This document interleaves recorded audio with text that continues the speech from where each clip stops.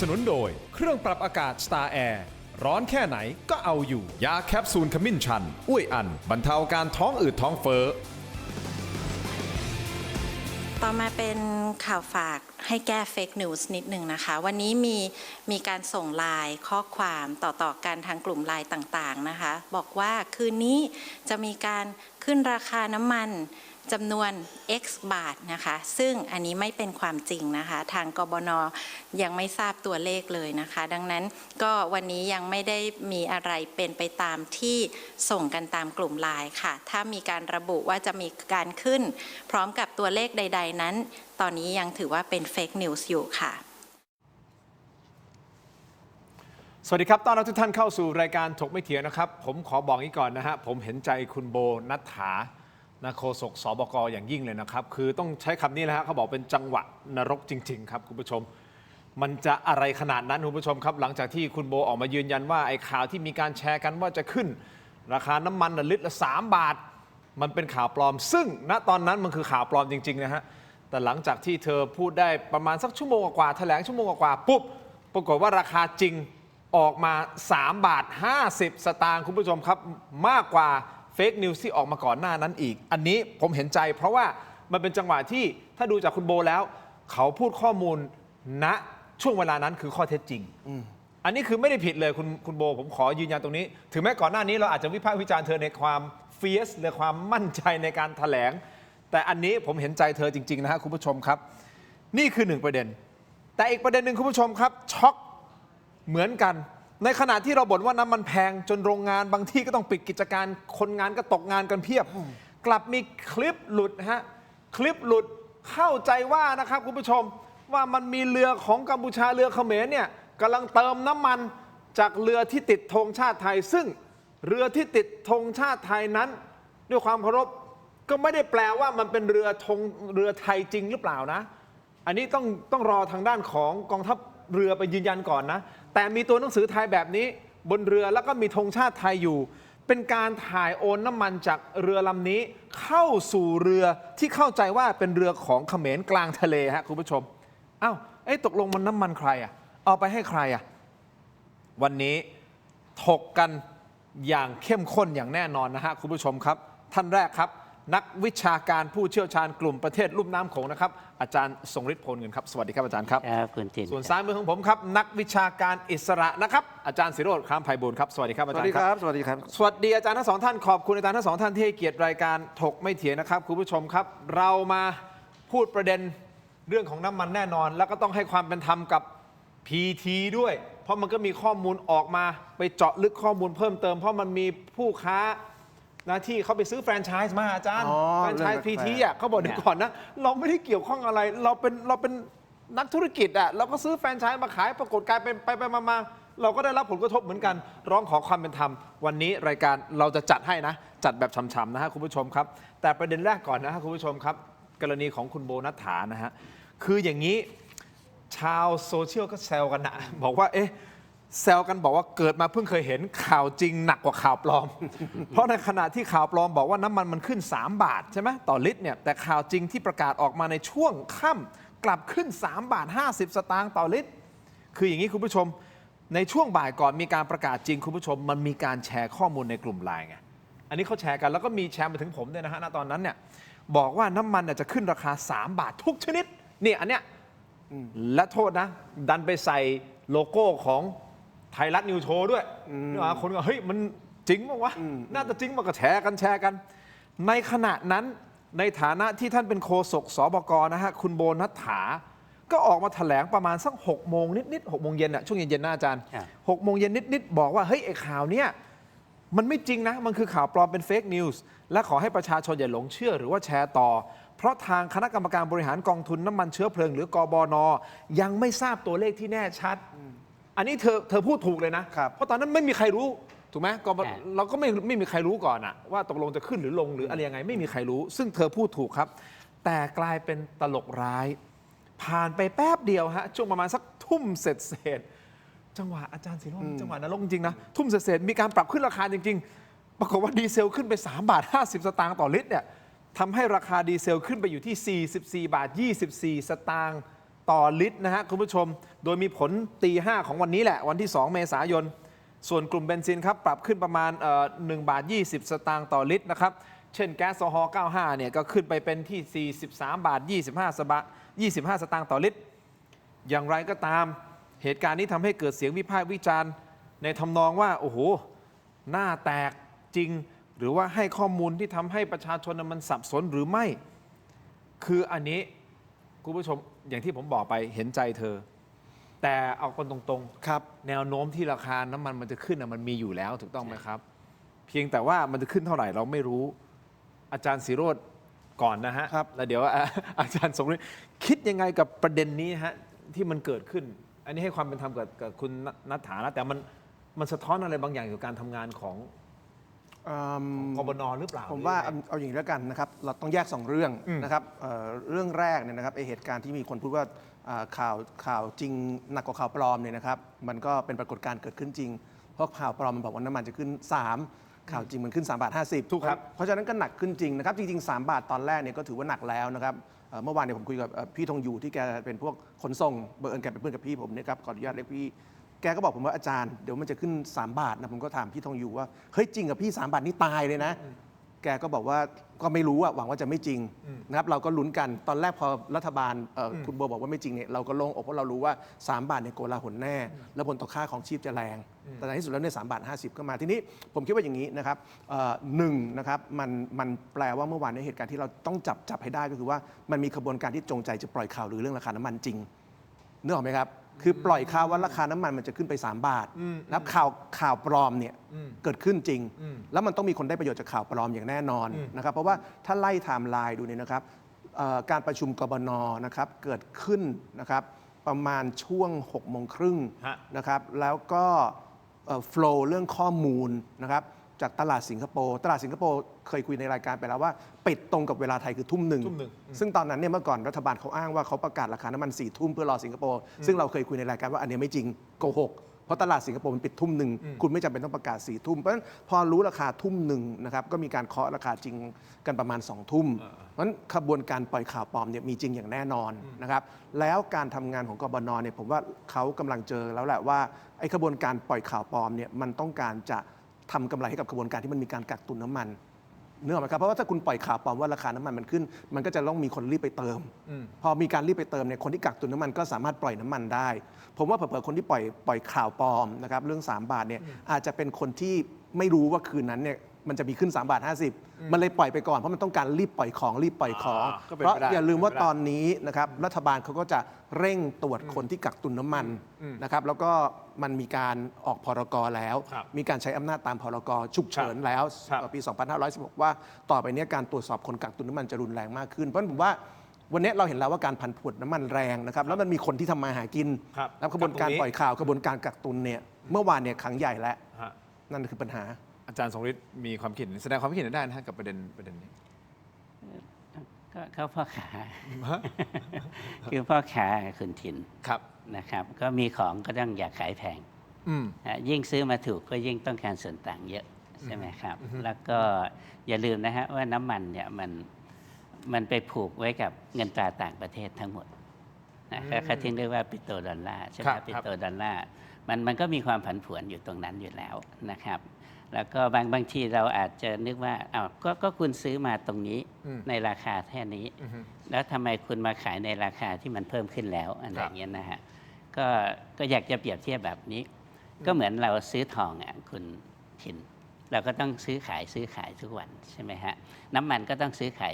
ทุกวันสมมติว่าก่อนหน้านี้คุณทินซื้อมา10 บาทแล้วคุณทินก็บวกกำไรเข้าไป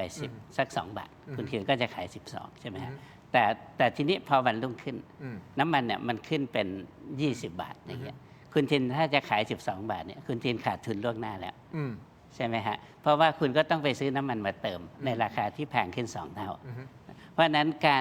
การที่การค้าน้ำมันพวกนี้พอมันไปผูกกับราคาตลาดมันก็ต้องเอาราคาณปัจจุบันตรงนั้นนะครับเหมือนกับว่าถ้าเราขายถูกแล้วเราไปซื้อแพงนั่นคือมันขาดทุนแล้วนะใช่ไหมครับก็เหมือนที่ผมอยากเปรียบเทียบก็คืออย่างทองคุณทินซื้อมา 70,000 แล้วมาวันหนึ่งคุณทินปล่อยมัน 90,000 คุณทินจะขาย 70,000ไหม เห็นไหมครับ เพราะว่ามันผูกกับ โอเค อัตราที่มันมีความต่างในเรื่องของอัตราแลกเปลี่ยน ฮะ เขาถึงเรียกว่าปิโตรดอลลาร์ ครับ นะฮะก็แล้วการควบคุมในเรื่องพวกนี้มันก็ทำลำบาก ก็เพราะว่าประเทศไทยเราเนี่ยเราใช้ล้านแต่เรามีแค่100,000 อืม ในความเป็นน้ำมัน อือฮึ นะฮะเราใช้ล้านแต่เรามีแค่100,000นั่นหมายความว่าเราเอาเข้ามาตั้ง900,000นะ อืม เพราะฉะนั้นพอมันผูกกับตลาดระบบกลไกของตลาดโลกแล้วเนี่ยมันจะมาคิดกลไกภายในประเทศมันก็ลำบาก ครับ นะฮะแล้วโดยวิสัยของการเป็นพ่อค้า อืม พ่อค้าเนี่ยยิ่งฉันเก็บไว้ได้นาน ฮะ ใช่ไหมครับ รู้ว่ามันจะขึ้นด้วย ใช่ยิ่งรู้ว่ามันจะขึ้น ฮะ คุณโบก็พูดถูกนะ ฮะ ว่ามันเฟกนิวไงเพราะว่าของจริงมัน3.50 บาทใช่ไหมครับก็แสดงว่าไอ้3 บาทมันคือเฟกนิวของแท้ ฮะ แต่ว่าด้วยความเป็นธรรมผมเชื่อว่าคุณโบก็ไม่ได้ไปเกี่ยวกับการตัดสินใจว่ามันจะขึ้นเท่าไหร่ ถูก ใช่ไหมครับ ถูก ยกเว้นคนที่อยู่ในวงการพลังงานและน้ำมันอยู่แล้ว นั่นเพราะฉะนั้นตรงนี้อาจจะสอดคล้องกับสิ่งที่อาจาร ผม ย์สิโรจน์ ผม พูด เสริมตรงนี้ น่าจะมีคนอยู่ข้างหลัง มันมีคนได้กับคือถ้ามันมีเฟกนิวมันต้องมีคนได้ประโยชน์จากการปล่อยเฟกนิว ถูกครับ ใช่ไหมครับแล้วคนที่จะได้ประโยชน์จากการปล่อยเฟกนิวสูงสุดนะครับก็มีอยู่ 2 กลุ่ม ฮะ กลุ่มที่อยากจะเห็นประเทศไทยโกลาหลจากปัญหาน้ำมันอย่างเงี้ยกลุ่มอย่างเงี้ยมีแน่นอน กลุ่มที่ 2 คือกลุ่มที่กักตุนน้ำมันแล้วอยากจะเร่งระบายน้ำมัน เพราะว่าพอรัฐบาลไล่ตรวจคนกักตุนเนี่ยนะครับถ้าคุณ รีบปล่อย ถือน้ำมันเนี่ยมันตายมันต้องรีบปล่อยแล้วอย่าลืมว่าทามมิ่งในการปล่อยเมื่อวานเนี่ยข่าวปล่อยมันเริ่มออกมาประมาณบ่ายสาม ใช่ไหม3 บ่ายสามถ้าคุณทินย้อนไปเนี่ยครับบ่ายสามในทิศทางข่าวนะครับวันนั้นเกิดอะไรนะเวลาวันพุธใช่ไหมฮะวันพุธประมาณบ่ายสามเนี่ยนะครับตอนนั้นเนี่ยเป็นช่วงที่ราคาน้ำมันโลกมันลง อ่าฮะ จำได้ไหมมันเป็นช่วงที่ข่าวเรื่องทรัมป์อาจจะหยุด ยุติ ยิงกับอิหร่านมันมา ยุติสงครามที่ผมก็พูดในรายการเมื่อวานเหมือนกัน ใช่เพราะฉะนั้นพอมันเป็นข่าวโมเมนตัมของข่าวเป็นเรื่องทรัมป์อาจจะหยุดยิงกับอิหร่านเนี่ยราคาน้ำมันโลกมันลงพอราคาน้ำมันโลกมันลงเนี่ยมันแปลว่าคนที่กักตุนน้ำมันไว้เนี่ยเห็นแล้วว่าราคาน้ำมันไทยก็จะลงตาม ดังนั้นถ้าคุณกักตุนของไว้ คุณต้องปล่อยข่าวว่าราคาเราจะขึ้น เพื่อที่คนจะได้เร่งรีบซื้อ อันนี้มีเหตุผล อันนี้คือเรื่อง ฟั เรื่องหลัก เพราะว่าทิศทางข่าวคือราคาน้ำมันลง ฮะ ถ้าเกิดคนเชื่อว่าราคาน้ำมันลงคนก็จะไม่รีบเติม ของก็ต้องกักตุน ฮะ พอของกักตุนปล่อยไม่ได้เนี่ย อ่า ลำบาก ก็รีบปล่อย ต้องรีบปล่อยต้องรีบปล่อย แต่วันนี้ผมว่าวันนี้คนไทยได้บทเรียนจากเหตุการณ์เมื่อวานข้อหนึ่งแล้วนะว่าต่อไปเนี้ถ้ามันมีข่าวเรื่องราคาน้ำมันอะไรก็ตามอย่าไปเชื่อเลย เพราะว่าวันนี้ที่ทางราคาน้ำมันมันเป็นขาขึ้น และมันมีคนทำมาหากิน แก๊งกักตุนน้ำมันและแก๊งปั่นกำไร แก๊งหวังได้ประโยชน์จากความโกลาหลวันนี้ต้องจำไว้เลยว่ากบนต่อไปนี้การประกาศกลางคืนประเภท4 ทุ่มไม่มี เต็มที่คือ 2 ทุ่ม ต้องประกาศ เมื่อวานนี้ทุ่มนิดๆ ใช่ ใช่ไหมคุณโบ ใช่ เมื่อวานนี้ทุ่มนิดๆโบโปรดิวเซอร์นะฮะไม่ใช่โบนัฐานะประมาณทุ่มนิดๆใช่ไหมทุ่มเสร็จ เศษใช่ เพราะนี่คือปกติ ใช่ โอเคแล้ว เพราะฉะนั้นต่อไปนี้ถ้าใครฟังเรื่องราคาน้ำมันว่ามันมีใครเป็นเทวดามาประกาศว่าจะมีโชว์วงในก่อนทุ่มหนึ่งเนี่ยรู้ไว้เลยว่าคุณเจอเหยื่อข่าวปล่อย โอเค แล้วไล่เช็คได้เลยว่าคนปล่อยข่าวคือแก๊งกักตุนน้ำมันเร่งระบายของ คุณผู้ชมครับ ข่าวการขึ้นราคาอย่างกระทันหันทำให้ประชาชนเข้าไปแห่เติมน้ำมันนะอาจารย์ทรงฤทธิ์นะครับ ครับ โอ้โหรถติดในหลายจังหวัดเลยคุณผู้ชม ไม่ว่าจะเป็นระนองบุรีรัมย์ก็หนักกำแพงเพชรปราจีนบุรีฮะคุณผู้ชมบางคนเนี่ยนำแกลลอนถังน้ำดื่มอาจารย์ทรงฤทธิ์อาจารย์ศิโรจน์แกลลอนถังน้ำดื่มจริง ๆ มันไม่ปลอดภัยนะฮะแต่ว่าโอเคแหละเขาชาวบ้านเขาเดือดร้อนนะเขาเอาไปเติม เด็กปั๊มก็บอกให้นโยบายห้ามเติมนะแบบนี้มันไม่ได้นะไอ้แกลลอนน้ำดื่มอ่ะ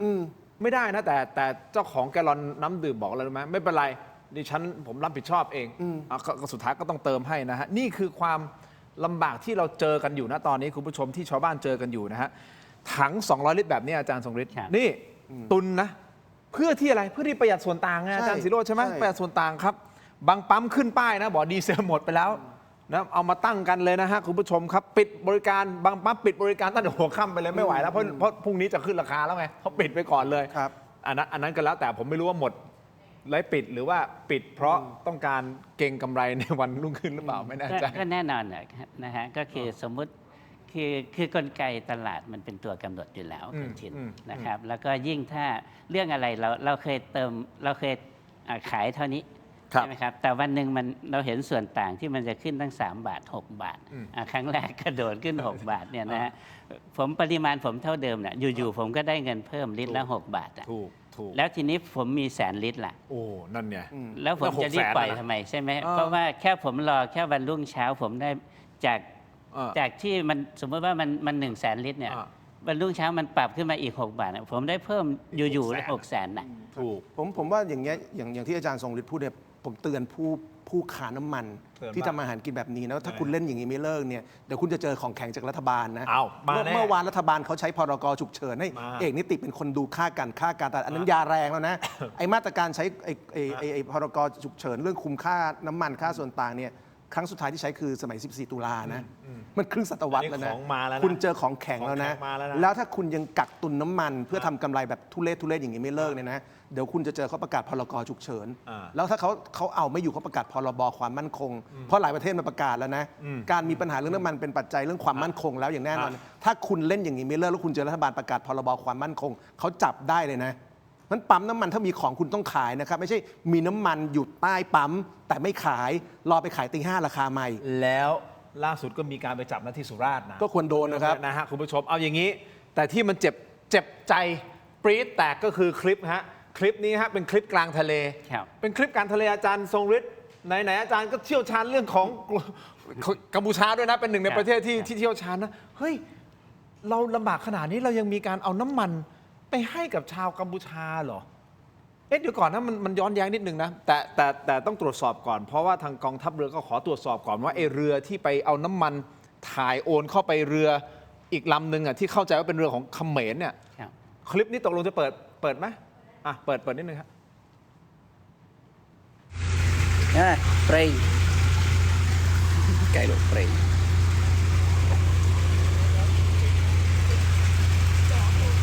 សុទ្ធលេខទីពឿនទេញសោលអត់ដាច់អីយកមកអាទុយយកមកឲ្យទៀតបើ นี่คือบางช่วงบางตอนของคลิปนะฮะ เดี๋ยวผมขออนุญาตพักสักครู่ทำไมคนไทยถึงปรี๊ดเพราะมันมีเรือธงชาติไทยติดอยู่ข้างๆ เข้าใจว่ามีการถ่ายน้ำมันจากเรือไทยเข้าสู่เรือลำนี้ที่พูดภาษาเขมรอาจารย์ทรงฤทธิ์มีข้อมูลหรือเปล่า พักสักครู่ครับช่วงหน้ากลับมาติดตามครับ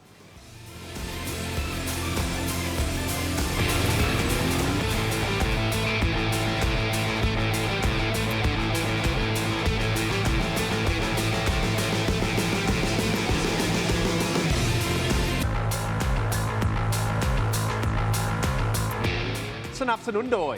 แอปวันดีคอนเทนต์จริตไทยเพื่อคนไทย ดาวน์โหลดได้แล้ววันนี้ กลับมาต่อนะครับถกไม่เถียงในช่วงนี้นะฮะยังอยู่กับอาจารย์ศิโรจน์นะฮะอาจารย์ทรงฤทธิ์นะฮะคุณผู้ชมครับเดี๋ยวทวนประเด็นสั้นๆกันนิดนึงกับคลิปที่เห็นแล้วจี๊ดปรี๊ดแตกเลยนะฮะเฮ้ยเดี๋ยวก่อนนะประเทศเราตอนนี้น้ำมันเราก็ไม่มีอ่ะใช่ไหมฮะก็ขาดแคลนกันอยู่พ่อแม่พี่น้องต้องไปต่อแถวกันยาวเหยียดเลยตื่นตี 3 ตี 4เพื่อที่จะเอาน้ำมันไปเติมเครื่องจักรของเขา ครับ ไปเติมเครื่องไถนาอะไรก็ว่าไปนะแต่คลิปนี้ถ่ายจากชาวกัมพูชา เพราะว่าพูดภาษากัมพูชาแล้วเดี๋ยวให้อาจารย์ทรงฤทธิ์ช่วยคอนเฟิร์มนิดหนึ่งนะว่ากัมพูชาจริงหรือเปล่าเดี๋ยวไปดูคลิปเต็มๆอีกครั้งหนึ่งแล้วเดี๋ยววิเคราะห์กันครับ ព្រៃកែលោកព្រៃ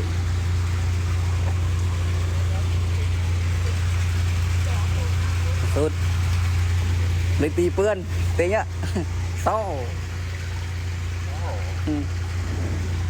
លអត់ដាច់អីយកមកអាទុយយកមកឲ្យទៀតបើកែលោកមកសុទ្ធនៅលើបាន6ពឿននៅកប៉ាល់តែ2ពឿនសោលអត់ដាច់ទៀត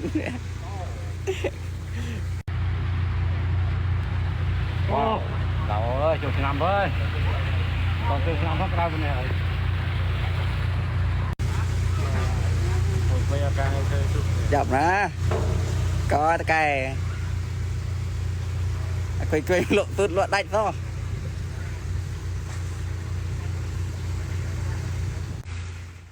คุณผู้ชมครับ คลิปที่ชมไปเมื่อสักครู่นี้ผมให้ข้อมูลเพิ่มเติมนิดนึงนะก่อนที่จะให้อาจารย์ทรงฤทธิ์แสดงความคิดเห็นนะครับเป็นคลิปจากเพจ Facebook ส่องเขมรเป็นผู้โพสต์นะครับโดยเพจส่องเขมรระบุไว้ใต้คอมเมนต์ด้วยนะครับบอกว่า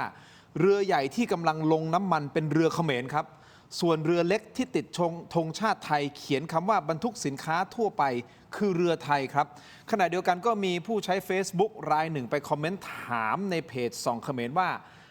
ไปเอาหรือไปส่งครับแอดความหมายคือไอ้น้ำมันเนี่ยไทยไปเอาจากเขาหรือเราเอาไปส่งเขาแอดมินเพจตอบนะฮะตอบคอมเมนต์นี้ว่าดูดขึ้นจากเรือเล็กที่ติดธงไทย มาลงเรือใหญ่ครับ แล้วก็มีผู้ใช้ Facebook อีกรายหนึ่งเข้าไปคอมเมนต์ในคลิปนี้ด้วยนะบอกว่าเรือไทยประเภทการใช้งานแบบขนสินค้าทั่วไป เอาน้ำมันไปขายให้สะสมหลายลำทีละลำรวมแล้วเป็นหมื่นลิตร แบบกองทัพมด แล้วก็มีเครื่องหมายคำถามใช่หรือไม่นี่ฮะธงชาติไทยจอดอยู่ข้างๆเรือใหญ่ ซึ่งนี่เห็นไหมนี่เราฟีดภาพให้เห็นนะครับคุณผู้ชม มีข้อมูลนิดเดียวนะครับพลเรือตรีปารัตนชัยพันธ์โฆษกกองทัพเรือบอกในรายการเรื่องใหญ่รายวันนะฮะของช่องวันนี้นะครับบอกว่าเรือที่ติดธงชาติไทย ไม่ได้หมายความว่าจะเป็นเรือไทยนะอันนี้ผมเห็นด้วยกับท่านนะที่ท่านพูดอย่างนี้หมายความว่าอะไรเฮ้ยธงชาติไทยมันเอามาแอบติดเพื่อเสี่ยมหรือเปล่าสร้างเรื่องหรือเปล่าให้เราตีกันเองหรือเปล่า แต่ไม่เป็นไรเดี๋ยวค่อยมาว่ากันในประเด็นนั้น แต่อาจารย์ทรงฤทธิ์ครับ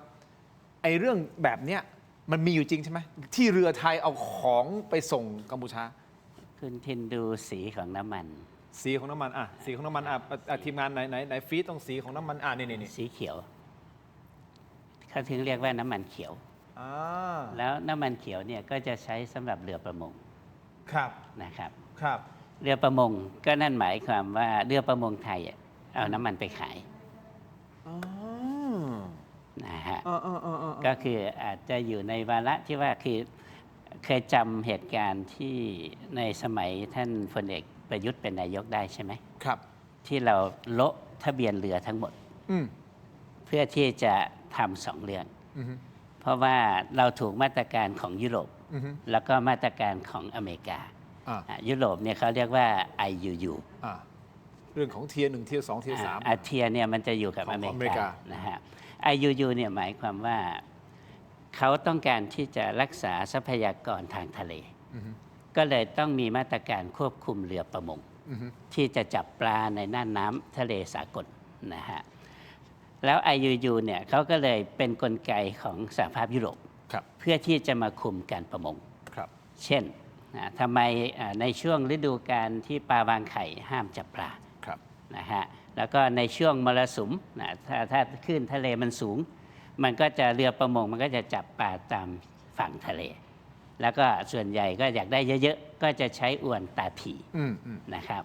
แล้วก็เขาถึงห้ามไงว่าห้ามจับในช่วงนี้แล้วต้องอวนต้องมาตรฐานตาขนาดนี้เซนมิลอะไรเงี้ยก็สุดแล้วแต่นะฮะแต่ทีนี้ในห่วงที่เราถูกยุโรป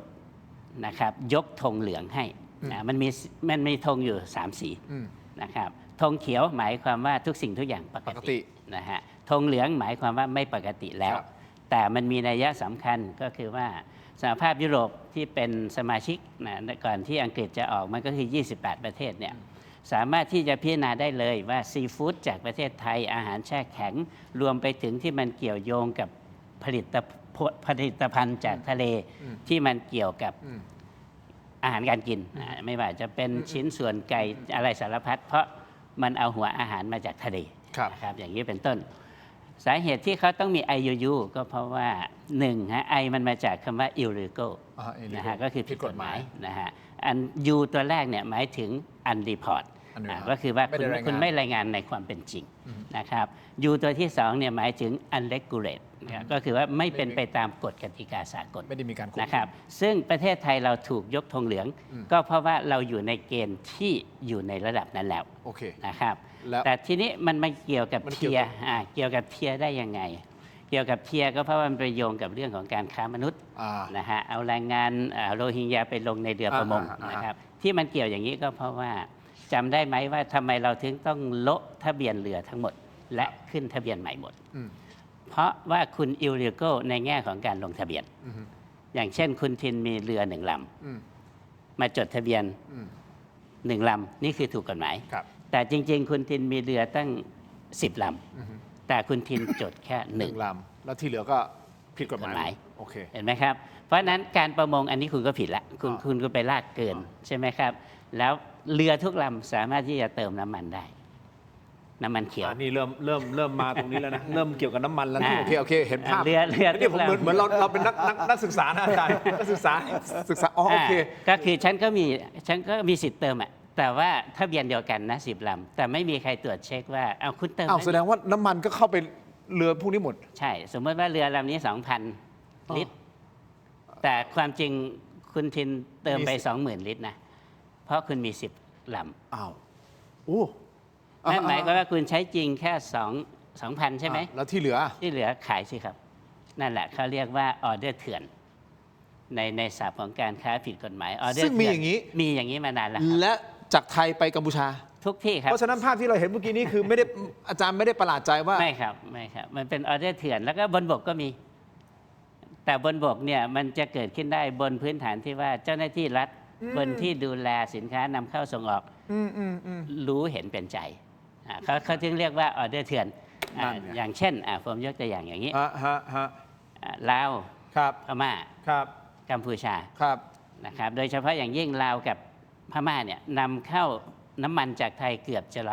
100%โดยทางบกนะครับส่วนกัมพูชาเนี่ยแบ่งทั้งทางบกทางบกประมาณ 85นะครับทางเรือเนี่ยส่วนใหญ่เขาจะเน้นเรือขนส่งเรือประมงนะฮะอันนี้ประมาณ 15%นะฮะ โอเค แล้วทีนี้ถ้ามันทางบกอย่างนี้ ที่ผมบอกว่ามันออเดอร์เถื่อนได้ ก็เพราะว่ามันเสมือนหนึ่งว่าประเทศเหล่านี้ ฮะ ต้องการน้ำมันเยอะขึ้นทุกปีทุกปี ก็เลยสั่งซื้อจากประเทศไทย โดยมีบริษัทที่อยู่ในลาวอยู่ในพวกนี้อยู่แล้วและออเดอร์มาที่ประเทศไทย ประเทศไทยก็ส่งไปให้ โอเค แต่น้ำมันของจริงไม่ได้ส่ง มีแต่เอกสารเท่านั้นว่าคุณส่งแล้ว ซึ่งน้ำมันพวกนี้ นะครับแทนที่มันจะข้ามชายแดนไปใช่ไหมคุณทิน ฮะ แต่ มันย้อนกลับมาขายในประเทศไทย โดยได้รับยกเว้นVAT 7% คุณผู้ชม อันนี้เป็นข้อมูลเพิ่มเติมเดี๋ยวก่อนนะ จากอันนี้อาจารย์กำลังเล่าให้เห็นภาพทั้งหมดเลยนะ ใช่ครับ ที่มันเกิดขึ้นนะ ใช่ครับ อย่างนี้ผมขออนุญาตพักสักครู่สั้นๆนิดเดียวใช่นิดเดียวจริงๆนะฮะคุณผู้ชมเดี๋ยวมาฟังอาจารย์ศิโรจน์พูดประเด็นนี้ อันนี้เราเรียกได้ไหมว่าเป็นกองทัพมดที่รัฐบาลกำลังจะบอกว่า นี่ไงที่น้ำมันรั่วไหลออกไปชายแดนเนี่ยก็คือกองทัพมดนี่แหละ ที่คอยเอาน้ำมันน่ะขนออกไปจนทำให้เราเกิดวิกฤตน้ำมันไม่เพียงพอหน้าปั๊มอันนี้เป็นเหตุผลฟังขึ้นหรือเปล่า ผมขออนุญาตพักสักครู่สั้นๆ นิดเดียวเดี๋ยวช่วงหน้ากลับมาติดตามกันต่อรวมถึงกรณีให้ความเป็นธรรมกับปั๊ม PT นะฮะเพราะว่ามีคนออกมาอวดครวญบอกเฮ้ยเดี๋ยวก่อนนะฉันเองก็ไม่ได้เลือกเขามาเป็นรัฐบาลนะแต่ฉันถือแฟรนไชส์เขามาทำอ่ะอย่าแบนเลยให้ความเป็นธรรมสักครู่เดียวถูกไม่เถียงครับ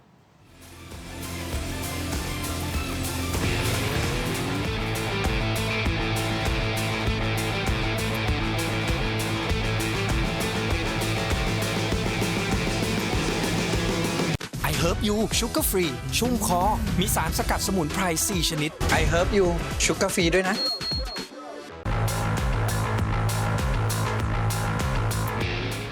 สนับสนุนโดย ยาท่าน้ำขาวหานคู่ 49 บาท ฝาสีฟ้า มีตัวยาฟีนิลซาลิซิเลตไอเฮิร์บชูการ์ฟรี ชุ่มคอ มีสารสกัดสมุนไพร 4 ชนิด จะเอาให้ถึงลิตรละ60 บาทนะเห็นใจประชาชนหน่อยใจ ถ้าขึ้นถึง 60 นี่คือยังไงครับ ก็คงไม่ไหวอะสงสัยจะรถจะต้องโจทย์ต้องขี่มอเตอร์ไซค์แล้ว ปกติเคยเติมน้ำมันทีเท่าไหร่ครับ มา2-3,000ก็พอครับ ตอนนี้ต้องเท่าไหร่ครับ ก็ปืนครับ กับหมื่นแล้วครับอยากจะฝากอะไรถึงรัฐบาลบ้างไหมครับ ไม่รู้จะพูดยังไงครับ ครับ เราจะรวยหรือยังครับเนี่ย ไม่ได้เลือกก็ต้องลำบากด้วยนะครับ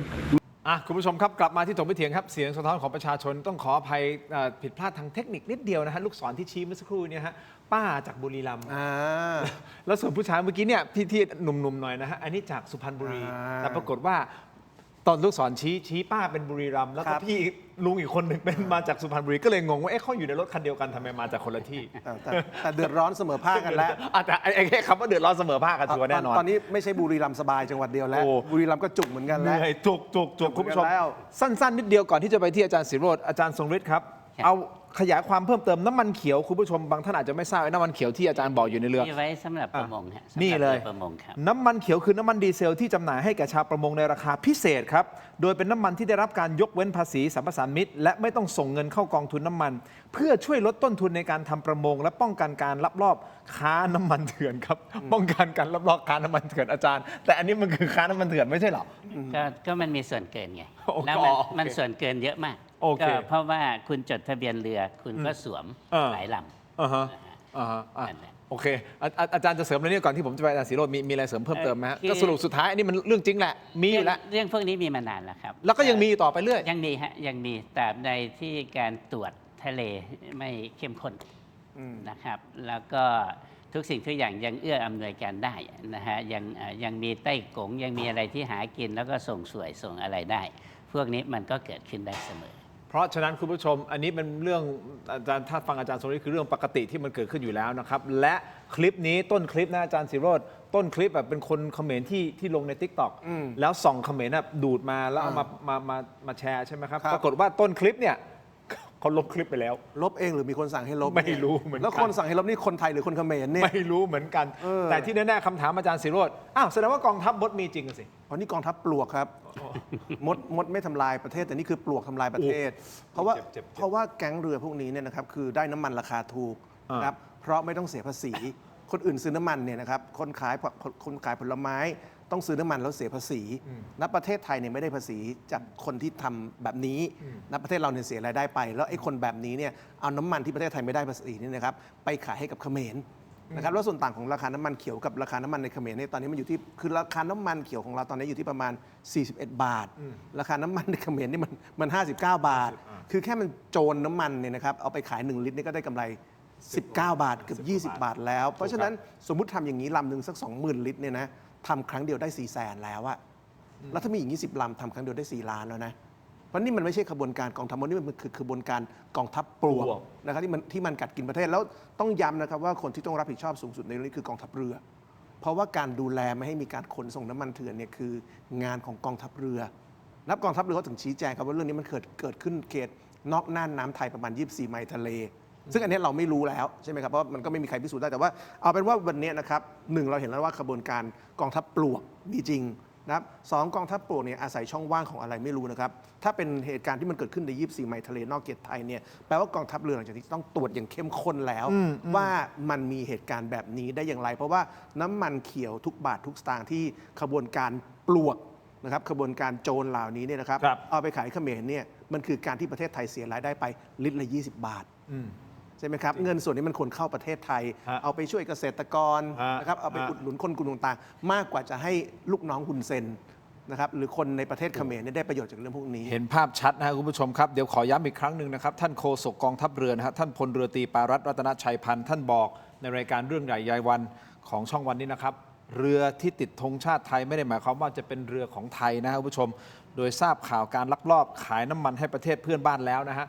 บอกว่าจะเร่งตรวจสอบข้อเท็จจริงและติดตามสถานการณ์อย่างใกล้ชิดนะฮะคุณผู้ชมเดี๋ยวคงต้องรอแหละว่าสุดท้ายสุดมันยังไงแต่เท่าที่เราติดตามข่าวสารนะแม้แต่อาจารย์สมฤทธิ์บอกว่ามันก็เป็นเรื่องปกติที่มันเกิดขึ้นมาเนืองๆอยู่แล้ว ผมย้ำตรงนี้นิดนึงครับว่าที่อาจารย์สมฤทธิ์บอกว่าเป็นเรื่องปกติเนี่ยอย่าลืมว่าไอ้การเป็นเรื่องปกติเนี่ยมันทำได้เพราะมันมีนักการเมืองบางกลุ่มนะครับที่มันทำมาหากินกับน้ำมันประมงนะครับทำมาหากินกับน้ำมันเถื่อนนะครับ ถูกครับ ซึ่งพื้นที่ในการทำมาหากินเนี่ยมันก็จะอยู่ที่โซนภาคใต้เป็นหลักนะครับคนเหล่านี้เนี่ยนะครับรู้เส้นสนกลในของการใช้น้ำมันเขียวรู้เส้นสนกลในของการส่งน้ำมันไปเขมรนะครับเพราะฉะนั้นวันนี้นะครับมันแปลว่าปัญหาเนี่ยมันไม่อยู่ที่เรือลำนี้ลำเดียวแล้วนะมันแปลว่ามันมีนักการเมืองหรือมีผู้มีอิทธิพลนะครับที่มันมีเครือข่ายใหญ่มากจนสามารถทำให้เรือที่เอาน้ำมันแบบนี้ไปขายเขมรเนี่ยสามารถทำได้ทั้งที่ประเทศไทยเนี่ยนะครับจะไม่มีน้ำมันกันแล้ว จริงไหมฮะอาจารย์สมฤทธิ์ จริงฮะ แล้วมันเจ็บปวดนะเราลบกันเขาโอ้โหเล่นเราซะแรงเรา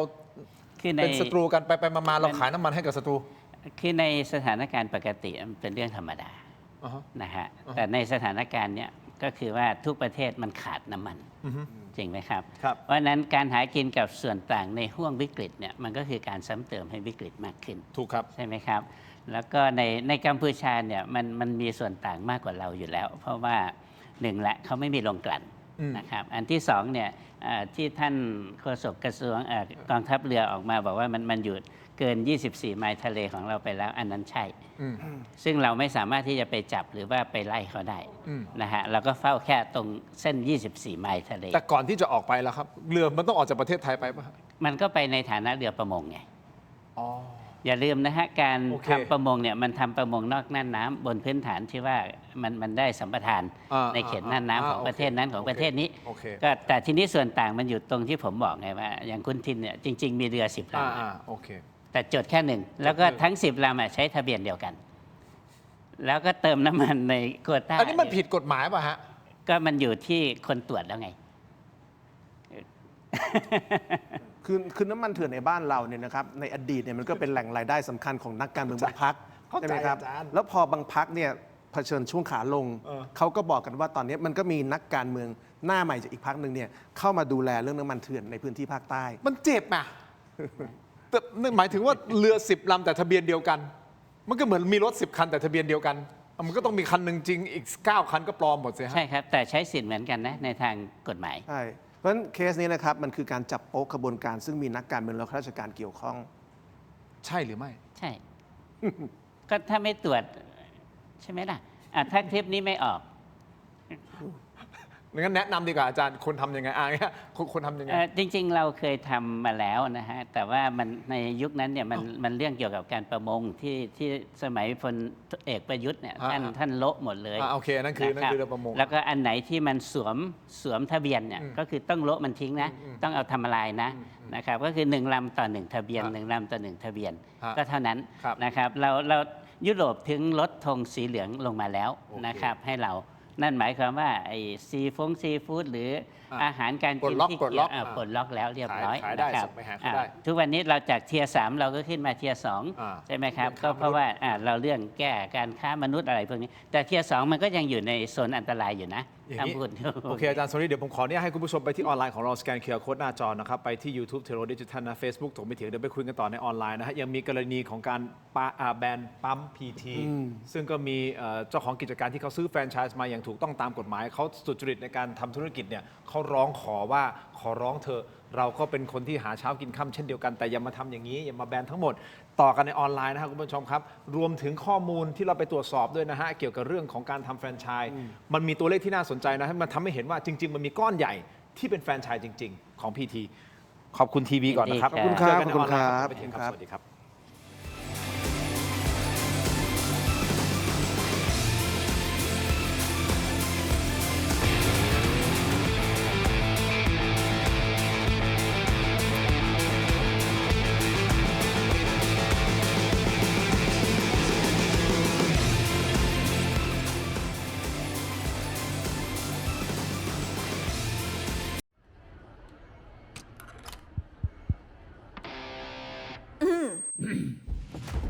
ไมบาซิน OTC รสส้มและรสมะนาว ยาอมบรรเทาอาการเจ็บคอ ช่วยระงับเชื้อในปากและลำคอ จากเกรเตอร์ฟาร์มาโปรดอ่านคำเตือนในฉลากก่อนใช้ยา เลือกสิ่งที่ใช่ ตอบโจทย์ชีวิตที่ชอบ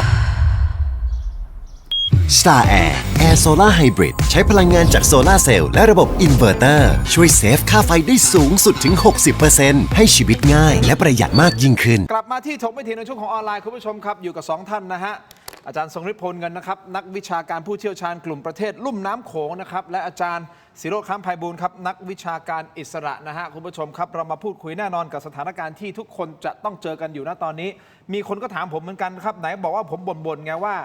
พรรคประชาชนไม่ทำอะไรบ้างเลยเหรอผมขอชี้แจงอย่างนี้นะผมพูดแล้วเมื่อวานนี้จะพูดอีกครั้งหนึ่งนะครับคือเราไม่ได้เห็นโมเมนตัมอย่างที่เราเห็นก่อนหน้านี้ว่าพรรคประชาชนเวลาเขาออกม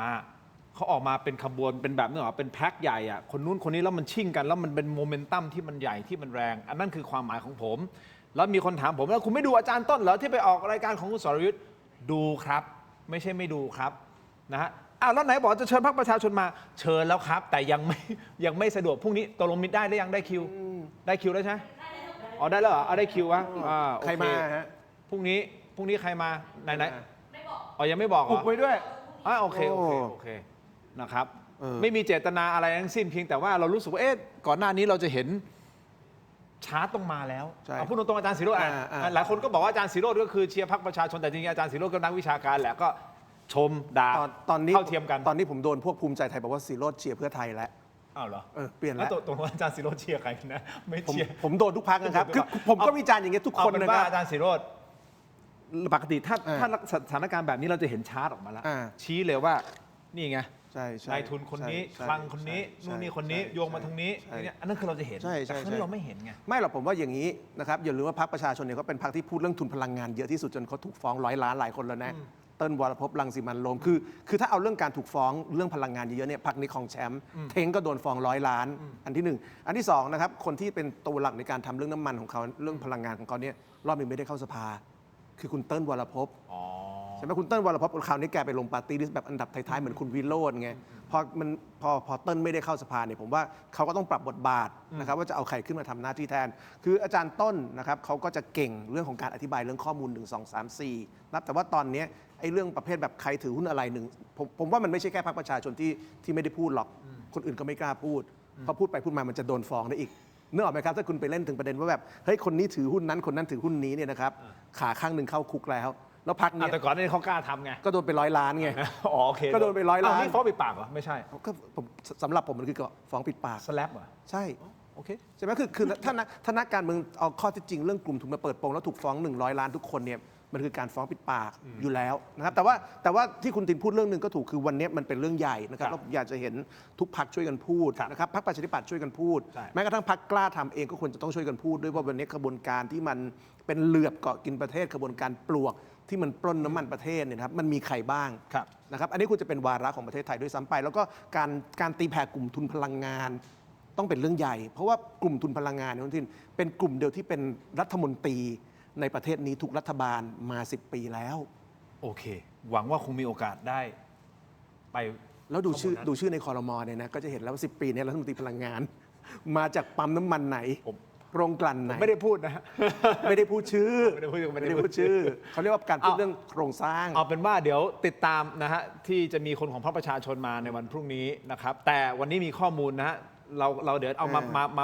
อาจารย์ต้นแกพูดเรื่องค่ากลั่นใช่เดี๋ยวจะได้ดูจะได้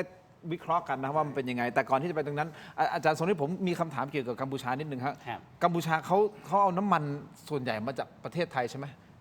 ในการเขาซื้อน้ำมันจากแบ่งจากไหนมันต้องเป็นสัดส่วนนะฮะถ้าภาวะปกตินะครับก็เอาอย่างนี้ทุก100 ลิตร60 ลิตรจากประเทศไทยโอ้เกินครึ่งถ้าปกติถ้าปกติก็มาเลกับสิงคโปร์30 ลิตรโอเคก็เป็น90แล้วใช่ไหมอีก10 ลิตรมาจากเวียดนามนะครับยกเว้นจีนเนี่ยจะขนน้ำมันมาใช้เองในการลงทุนที่เขามีในกัมพูชานะครับเพราะฉะนั้นมันก็จะมีปั๊มน้ำมันของจีนเดี๋ยวก่อนหมายถึงว่าจีนที่เขาไปลงทุนในกัมพูชาเขาเอาน้ำมันจากประเทศจีนเข้ามาเองเหรอใช่เขาไม่เติมปั๊มทั่วไปนะครับอันนี้เขาเรียกว่าสิทธิพิเศษทางการลงทุนของเขานะครับบ้านเราที่เราใช้คำว่า BOI นั่นแหละเนื่องจากว่ามันเป็นเมกะโปรเจกต์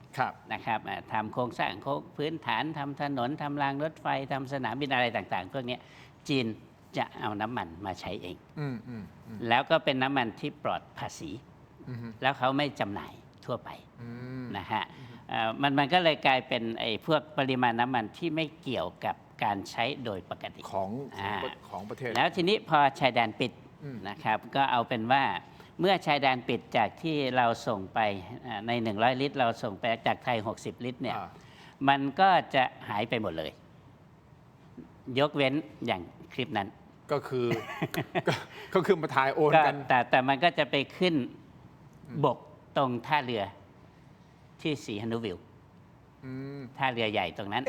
อาจารย์เดี๋ยวมันเป็นน้ำมันเขียวมันใช้สำหรับเรือประมงแต่มันสามารถใช้กับรถธรรมดาได้ก็คือดีเซลนั่นแหละที่เขาใส่สีเพื่อแยกให้ออกเฉยๆว่าอันนี้สำหรับการประมงแต่ก็ยังใช้ได้กับรถใช้ได้ครับใช้ได้ครับก็เพื่อแยกให้ออกว่ามันเป็นเพื่อการใดเท่านั้นเองนะฮะแต่ว่าสูตรอะไรเนี่ยเหมือนกันหมดนะฮะ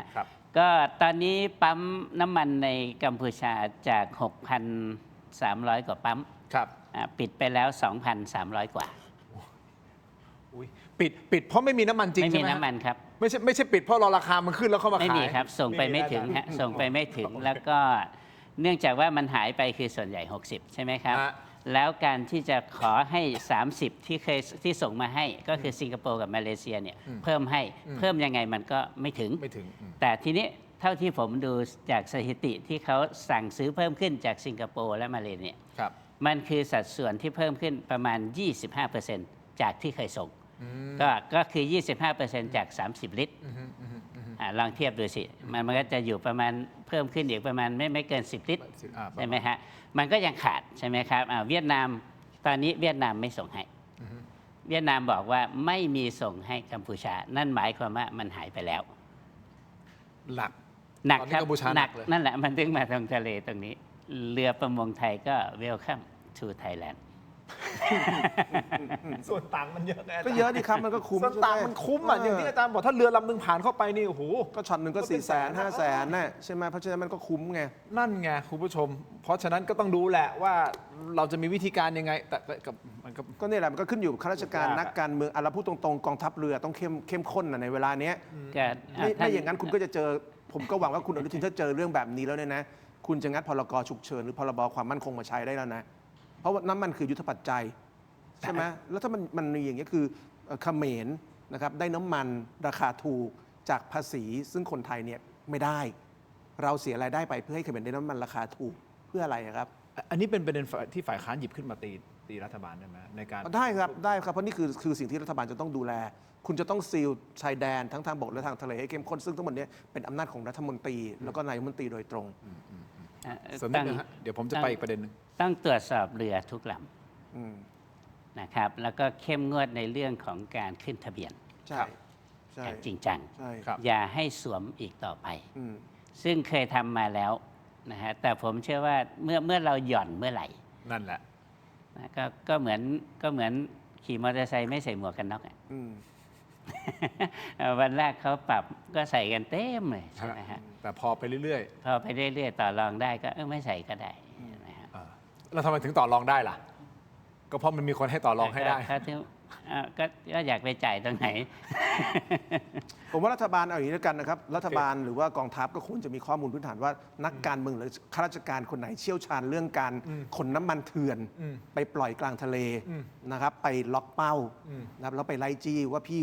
ขอหน่อยเถอะคือที่ผ่านมาพี่ทำมาเยอะแล้วนะทำจนแบบจากไม่มีตำแหน่งใหญ่ขึ้นทุกวันเนี่ยวันนี้เลิกสักทีเถอะแล้วงับสักหน่อยนะครับบรรยังหน่อยเดี๋ยวตายไปแล้วตกนรกนะทำแบบนี้ ช่วยประเทศก่อน ช่วยประเทศก่อนนะครับยิ่งสมมติอ้างว่ารักชาติกว่าใครเนี่ยนะครับวันนี้เลิกพฤติกรรมนี้เถอะ โอเค ไปต่อคุณผู้ชม ขออนุญาตฮะจากประเด็นนี้คุณผู้ชมครับ เป็นประเด็นที่ให้ความเป็นธรรม แล้วก็น่าเห็นใจเหมือนกันกรณีแบรนด์ปั๊มพีทีนะฮะแต่อย่าเพิ่งทัวร์ลงผมนะฮะ น่าเห็นใจคือเห็นใจคนที่ไปซื้อแฟรนไชส์มาอย่างนี้ครับ จากประเด็นเรื่องของน้ำมันทำให้มีกระแสรณรงค์แบรนด์ปั๊มน้ำมันพีทีและก็ร้านกาแฟพันธุ์ไทยอย่างหนักนะฮะคุณผู้ชม อันนี้มันเกิดขึ้นบนโลกโซเชียลไม่ได้เติมแต่งแต้มสีใดๆทั้งสิ้นนะครับแต่เรานำมาเสนอเพราะมันเป็นข่าวออกมารุนแรงเลยนะอาจารย์ศิโรจน์อาจารย์สมฤทธิ์ครับ แน่นอนครับว่าธุรกิจนี้ก็คงปฏิเสธไม่ได้คุณผู้ชมครับเป็นธุรกิจของครอบครัวของคุณพิพัฒน์รัชกิจประการท่านรองนายกและก็รัฐมนตรีว่าการกระทรวงคมนาคม จนคุณพิพัฒน์เองต้องออกมาชี้แจงบอกว่าตนเองเนี่ยไม่ได้ยุ่งเกี่ยวกับบริษัทมา 20 กว่าปีแล้วนะครับและล่าสุดคุณผู้ชมครับเพจ Drama Addict เมื่อสักครู่นี้ที่โพสต์นะฮะโพสต์เอาไว้ยาวเลยนะแต่มีใจความสำคัญอย่างนี้ครับไฮไลท์เลยนะบอกว่าทางผู้ประกอบการฝากมาครับเรื่องการแบนธุรกิจทุกกิจการของ PT ปั๊ม PT ทุกปั๊มพันธุ์ไทยทุกสาขามันไม่ใช่ของเขาทั้งหมดในส่วนนี้มันมีของผู้ประกอบการแฟรนไชส์อยู่ด้วย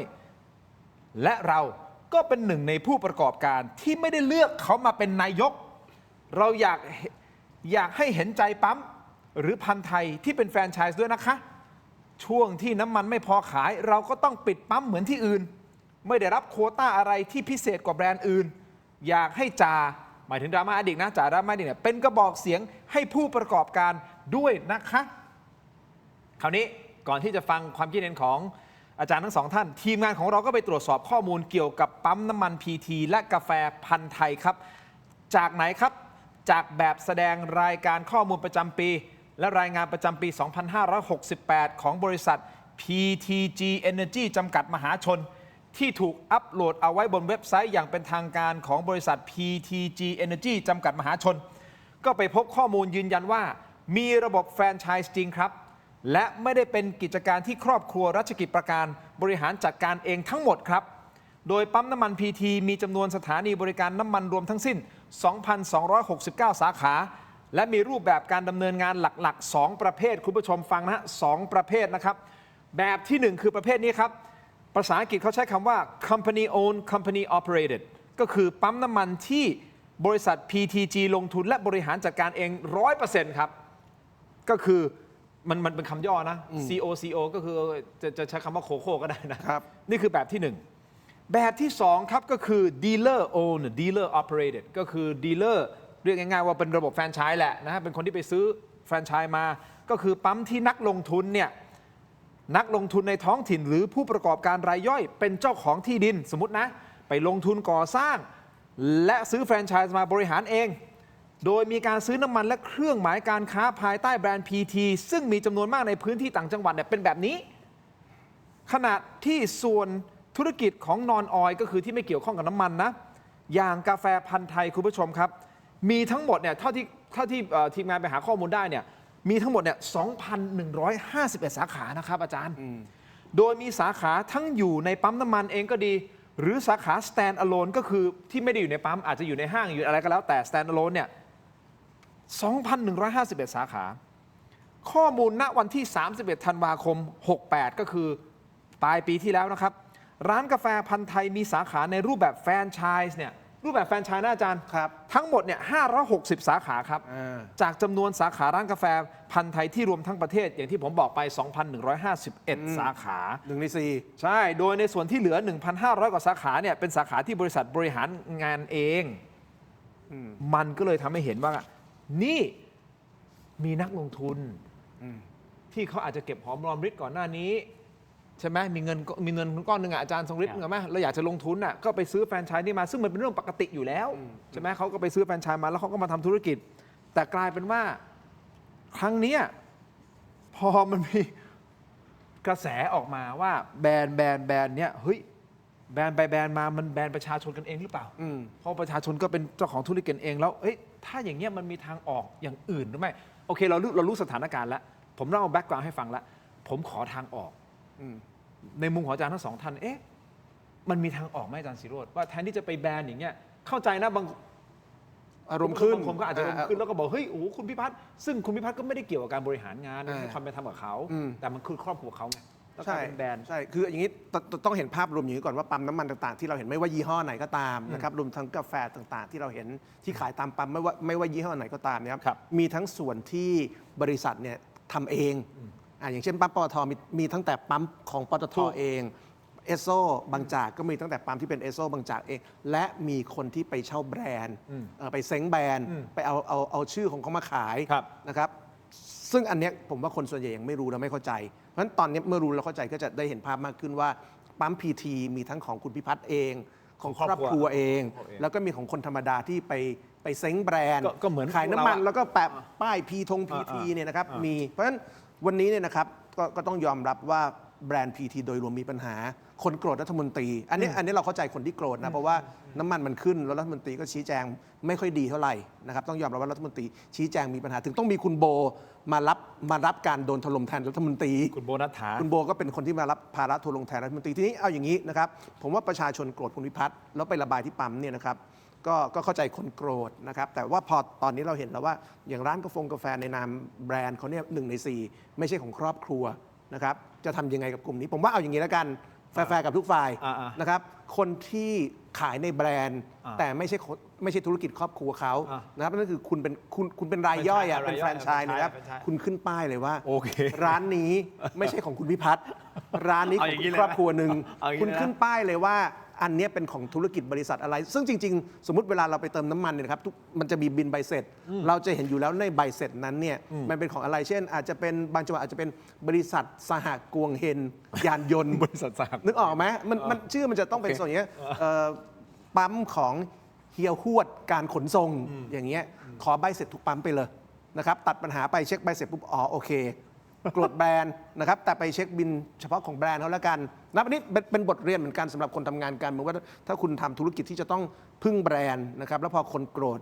นักการเมืองที่เป็นเจ้าของแบรนด์เนี่ยมันกระทบกับแบรนด์นะครับผมว่าก็ไม่รู้จะทำยังไงเห็นใจประชาชนแต่เห็นใจคนที่ซื้อแฟรนไชส์โดยไม่เกี่ยวกับคุณพิพัฒน์ด้วยเพราะฉะนั้นใครที่ไม่เกี่ยวคุณขึ้นเลยว่าธุรกิจนี้ไม่ใช่ของครอบครัวคุณพิพัฒน์เอาอย่างนี้แล้วกันโอเคจริงๆมันสอดคล้องกับหลายคนนะ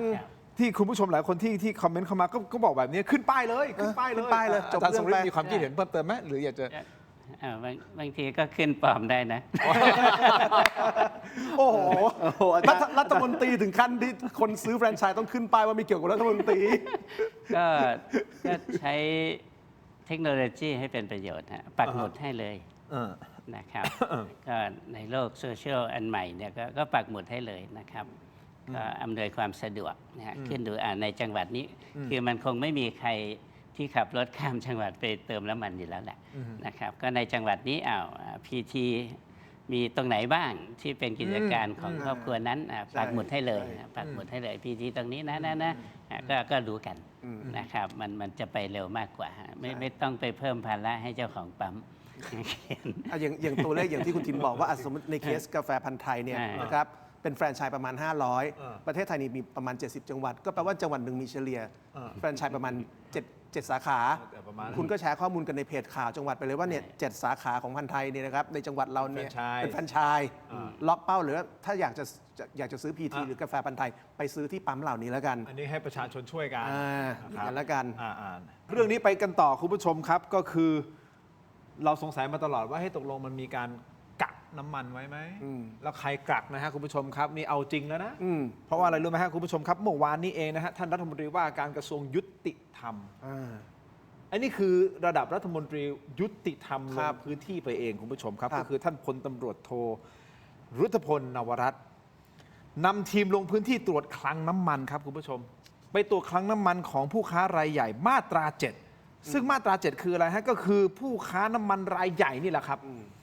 ที่จังหวัดสุราษฎร์ธานีคุณผู้ชมครับและไปพบความผิดปกติบางอย่างชัดเจนคือไปพบอะไรรู้ไหมฮะข้อมูลนี้น่าสนใจนะเขาบอกว่าในเดือนมีนาคมปริมาณน้ำมันที่เข้าไปในคลังที่คลังรับเข้ามาเนี่ยมันมากกว่าปริมาณที่จำหน่ายออกไปอย่างมีนัยสำคัญซึ่งมันต่างจากเดือนก่อนหน้านี้ก็คือเดือนกุมภาพันธ์เดือนกุมภาพันธ์อาจารย์ทั้งสองท่านเรารู้กันอยู่ว่ายังไม่มีเหตุการณ์อิร่านนะยังไม่มีเหตุการณ์อิหร่านใช่ไหมเพราะเหตุการณ์อิหร่านมันคือเกิดขึ้นวันที่28วันสุดท้ายของเดือนกุมภาพันธ์ปรากฏว่าเขาไปดูตัวเลขจากกุมภาพันธ์เขาบอกว่าไอ้ครั้งเนี้ยรับเข้าน้ำมันเข้ามาในคลังกับจ่ายออกไปให้ตัวเลขมันสัมพันธ์กันใกล้เคียงกันก็ปกติไงแต่พอเข้ามีนาคมเฮ้ยทำไมเองรับน้ำมันเข้ามาแล้วออกน้อยจังเลยวะนั่นหมายความว่าอะไรเก็บไว้ในคลังไม่ยอมปล่อยออกใช่หรือเปล่าถูกต้องไหมฮะซึ่งอาจจะเข้าข่ายกักตุนหรือประวิงการขายเพื่อรอให้ราคาน้ำมันมันปรับขึ้นโดยท่านรัฐมนตรีบอกว่าเตรียมให้ DSI รับเป็นคดีพิเศษแล้วนะและอาจจะดำเนินคดีถึงขั้นข้อหาอ้างยี่และกฎหมายฟอกเงินด้วยนะครับคุณผู้ชมอย่างนี้คุณผู้ชมเอาจริงๆถ้าย้อนกลับไปดูอาจารย์ทรงฤทธิ์อาจารย์ศิโรจน์รายการผมเนี่ยเราบอกว่าเราไม่ได้เป็นรายการที่เกิดมาเพื่อที่จะด่าใครอย่างเดียวนะฮะครับใช่แต่ว่า6 วันที่ผ่านมาเนี่ยก็คงต้องยอมรับแหละครับว่าเราพยายามหามุมในการชื่นชมแต่มันแขกรับเชิญมาแล้วรู้สึกไม่เห็นก็เลยเป็นในทางด่ามากกว่าครับ6 วันติดแต่วันนี้เล่าให้ฟังว่านี่เขาทำอะไรอยู่แบบนี้นั่นหมายความว่าเอาจริงเอาละที่ผ่านมาไม่ต้องพูดเอาตอนนี้ดีกว่าอาจารย์นี่ภาพเอาจริงใช่ไหมไปตรวจคลังน้ำมันแบบนี้คลังใหญ่ด้วยเอาจริงเลยใช่ไหมก็ถือว่าเป็นเรื่องที่มาถูกทางนะครับแล้วก็หวังว่าพอมาถูกทางแล้วนะครับการดำเนินการต่างๆจะเข้มข้นเช่นนะครับสมมุติตรวจในเคสนี้ได้นะครับถ้ามีการกักตุนจริงนะครับการกักตุนเนี่ยมันจะต้องมีขบวนการเข้ามาเกี่ยวข้องเมื่อคุณกักตุนแล้วคุณปล่อยน้ำมันเนี่ยคุณปล่อยผ่านใครปล่อยผ่านจ็อบเบอร์กลุ่มไหนปล่อยผ่านรถขนน้ำมันกลุ่มไหนปล่อยไปยังปั๊มไหนนี่แค่จุดเริ่มต้นนะนี่คือจุดเริ่มต้นนะเพราะฉะนั้นในเคสนี้นะครับถ้าเขาผิดจริงนะครับมันจะต้องไม่จบด้วยการฆ่าตัดตอนเขามันจะต้องทลายโครงข่ายทั้งหมดแล้วผมว่าถ้าเกิดมันมีผู้ประกอบการเจ้าของแบบนี้นะครับเขาคงไม่ได้ทำคนเดียวหรอกเขาคงมีพรรคพวกที่ทำอะไรในแบบเดียวกับเขาเนี่ยหลายๆคนที่ทำเพราะฉะนั้นถ้าเขาผิดจริงนะครับเคสนี้จะต้องถูกขยายผลอย่างเข้มข้นแต่ผมย้ำอีกนิดนึงครับว่าเวลาตำรวจจะเอาผิดใครเนี่ยการตั้งข้อหาเว่อร์เนี่ยไม่ใช่ทางออกนะครับตั้งข้อหาเวอร์พอไปถึงอัยการพอไปถึงศาลเนี่ยนะครับมันตกได้นะครับมันต้องตั้งข้อหาที่มันสมเหตุสมผลอย่างอ้างยี่ซ่องโจรเนี่ยผมทักไว้ก่อนนะครับบางทีตั้งไปแล้วเนี่ยอัยการเขาไม่ส่งฟ้องเพราะข้อหามันเวอร์ไปผมว่าข้อหากักตุนต่างๆเนี่ยหนักพอสมควรแล้วถึงขั้นซ่องโจรเนี่ยนะครับถึงขั้นอ้างยี่ถึงขั้นอ้างยี่ซ่องโจรเนี่ยครับฟอกเงินเนี่ยโอเคพอกล้อมแกล้มได้แต่ถึงขั้นอ้างยี่ซ่องโจรเนี่ยมันจะกลายเป็นเหมือนกับตั้งแรงๆไว้ก่อนนะแล้วไปถึงอัยการเกิดอัยการยกฟ้องเนี่ยมันหลุดนะเพราะฉะนั้น DSI ต้องฟ้องตามคดี ตามข้อเท็จจริง แล้วขยายผลเรื่องนี้ให้ได้ แต่เคสนี้ถือว่ามาถูกทางจริง ๆ ผมคิดว่าอย่างนี้นะครับอันนี้ไม่ได้จะเข้าข้างรัฐบาลแต่ว่าผมคิดว่ารัฐบาลเองหลังจากที่ถูกคนด่าอย่างนั้นเขาก็พยายามจะตั้งหลักแล้วนะอย่างการพยายามขึ้นราคาน้ำมันนะครับต้องยอมรับเวลารัฐบาลขึ้นราคาน้ำมันเนี่ยยังไงก็เดือดร้อนแต่ผมคิดว่าอย่างหนึ่งที่คนไทยก็จะเริ่มเห็นสัญญาณคือว่าเท่าที่ผมคุยกับคนในทำเนียบเอาอย่างนี้แล้วกันนะครับทิศทางราคาน้ำมันเนี่ยมันจะค่อยๆขยับขึ้นเรื่อยๆนะครับตามตลาดโลกนั่นแปลว่าจำนวนเงินอุดหนุนเนี่ยมันจะค่อยๆน้อยลงนะครับและนะครับในที่สุดแล้วเนี่ยเราจะต้องเจอราคาน้ำมันที่ใกล้ตลาดโลกมากขึ้นเรื่อยๆผมว่าณวันนี้คนไทยก็จะเริ่มเห็นสัญญาณว่าทุกครั้งที่ราคาน้ำมันขยับเนี่ยเราเริ่มรู้แล้วว่าเขาอุ้มน้อยนะครับคือนับไปนับมาตอนนี้เนี่ยราคาน้ำมันที่มันค่อยๆขึ้นทีละรอบเนี่ยมันขึ้นมาเกือบจะ11 บาทกว่าแล้วนะราคาเดิมเดือนที่แล้วเนี่ยถ้าดีเซลนี่14 บาทแล้วเนี่ยมันขึ้นมาเกือบจะ 25-30% แล้วมันยังไม่ใช่จุดจบนะผมว่าทุกคนอาจจะต้องเตรียมใจว่าเราอาจจะเจอภาวะที่ราคาน้ำมันเนี่ยมันจะล่าไปถึง 50 หรือ worst case scenario คือ 60 เพราะอย่าลืมว่าตัวเลข 60 นะครับมันสัมพันธ์กับราคาน้ำมันดิบในตลาดโลกที่เชื่อกันว่ามันจะพุ่งไปถึง$200นะครับถ้าสงครามยังไม่สงบแล้ววันนี้แนวโน้มสงครามไม่สงบยังเป็นเรื่องหลักอยู่นะครับการแถลงข่าวของทรัมป์วันนี้เนี่ยนะครับทรัมป์ไม่ยอมตอบเรื่องจะยกพลขึ้นบกหรือเปล่าแปลว่ายกพลขึ้นบกยังเป็นออปชั่นทรัมป์ไม่ยอมพูดเรื่องการหยุดยิงหรือไม่เพราะฉะนั้นการหยุดยิงเนี่ยยังไม่เกิดแปลว่าราคาน้ำมันมีโอกาสลากไปถึง200ซึ่งถึง200ปุ๊บราคาน้ำมันไทย60ทันทีนะครับนี่คือสิ่งที่ผมว่า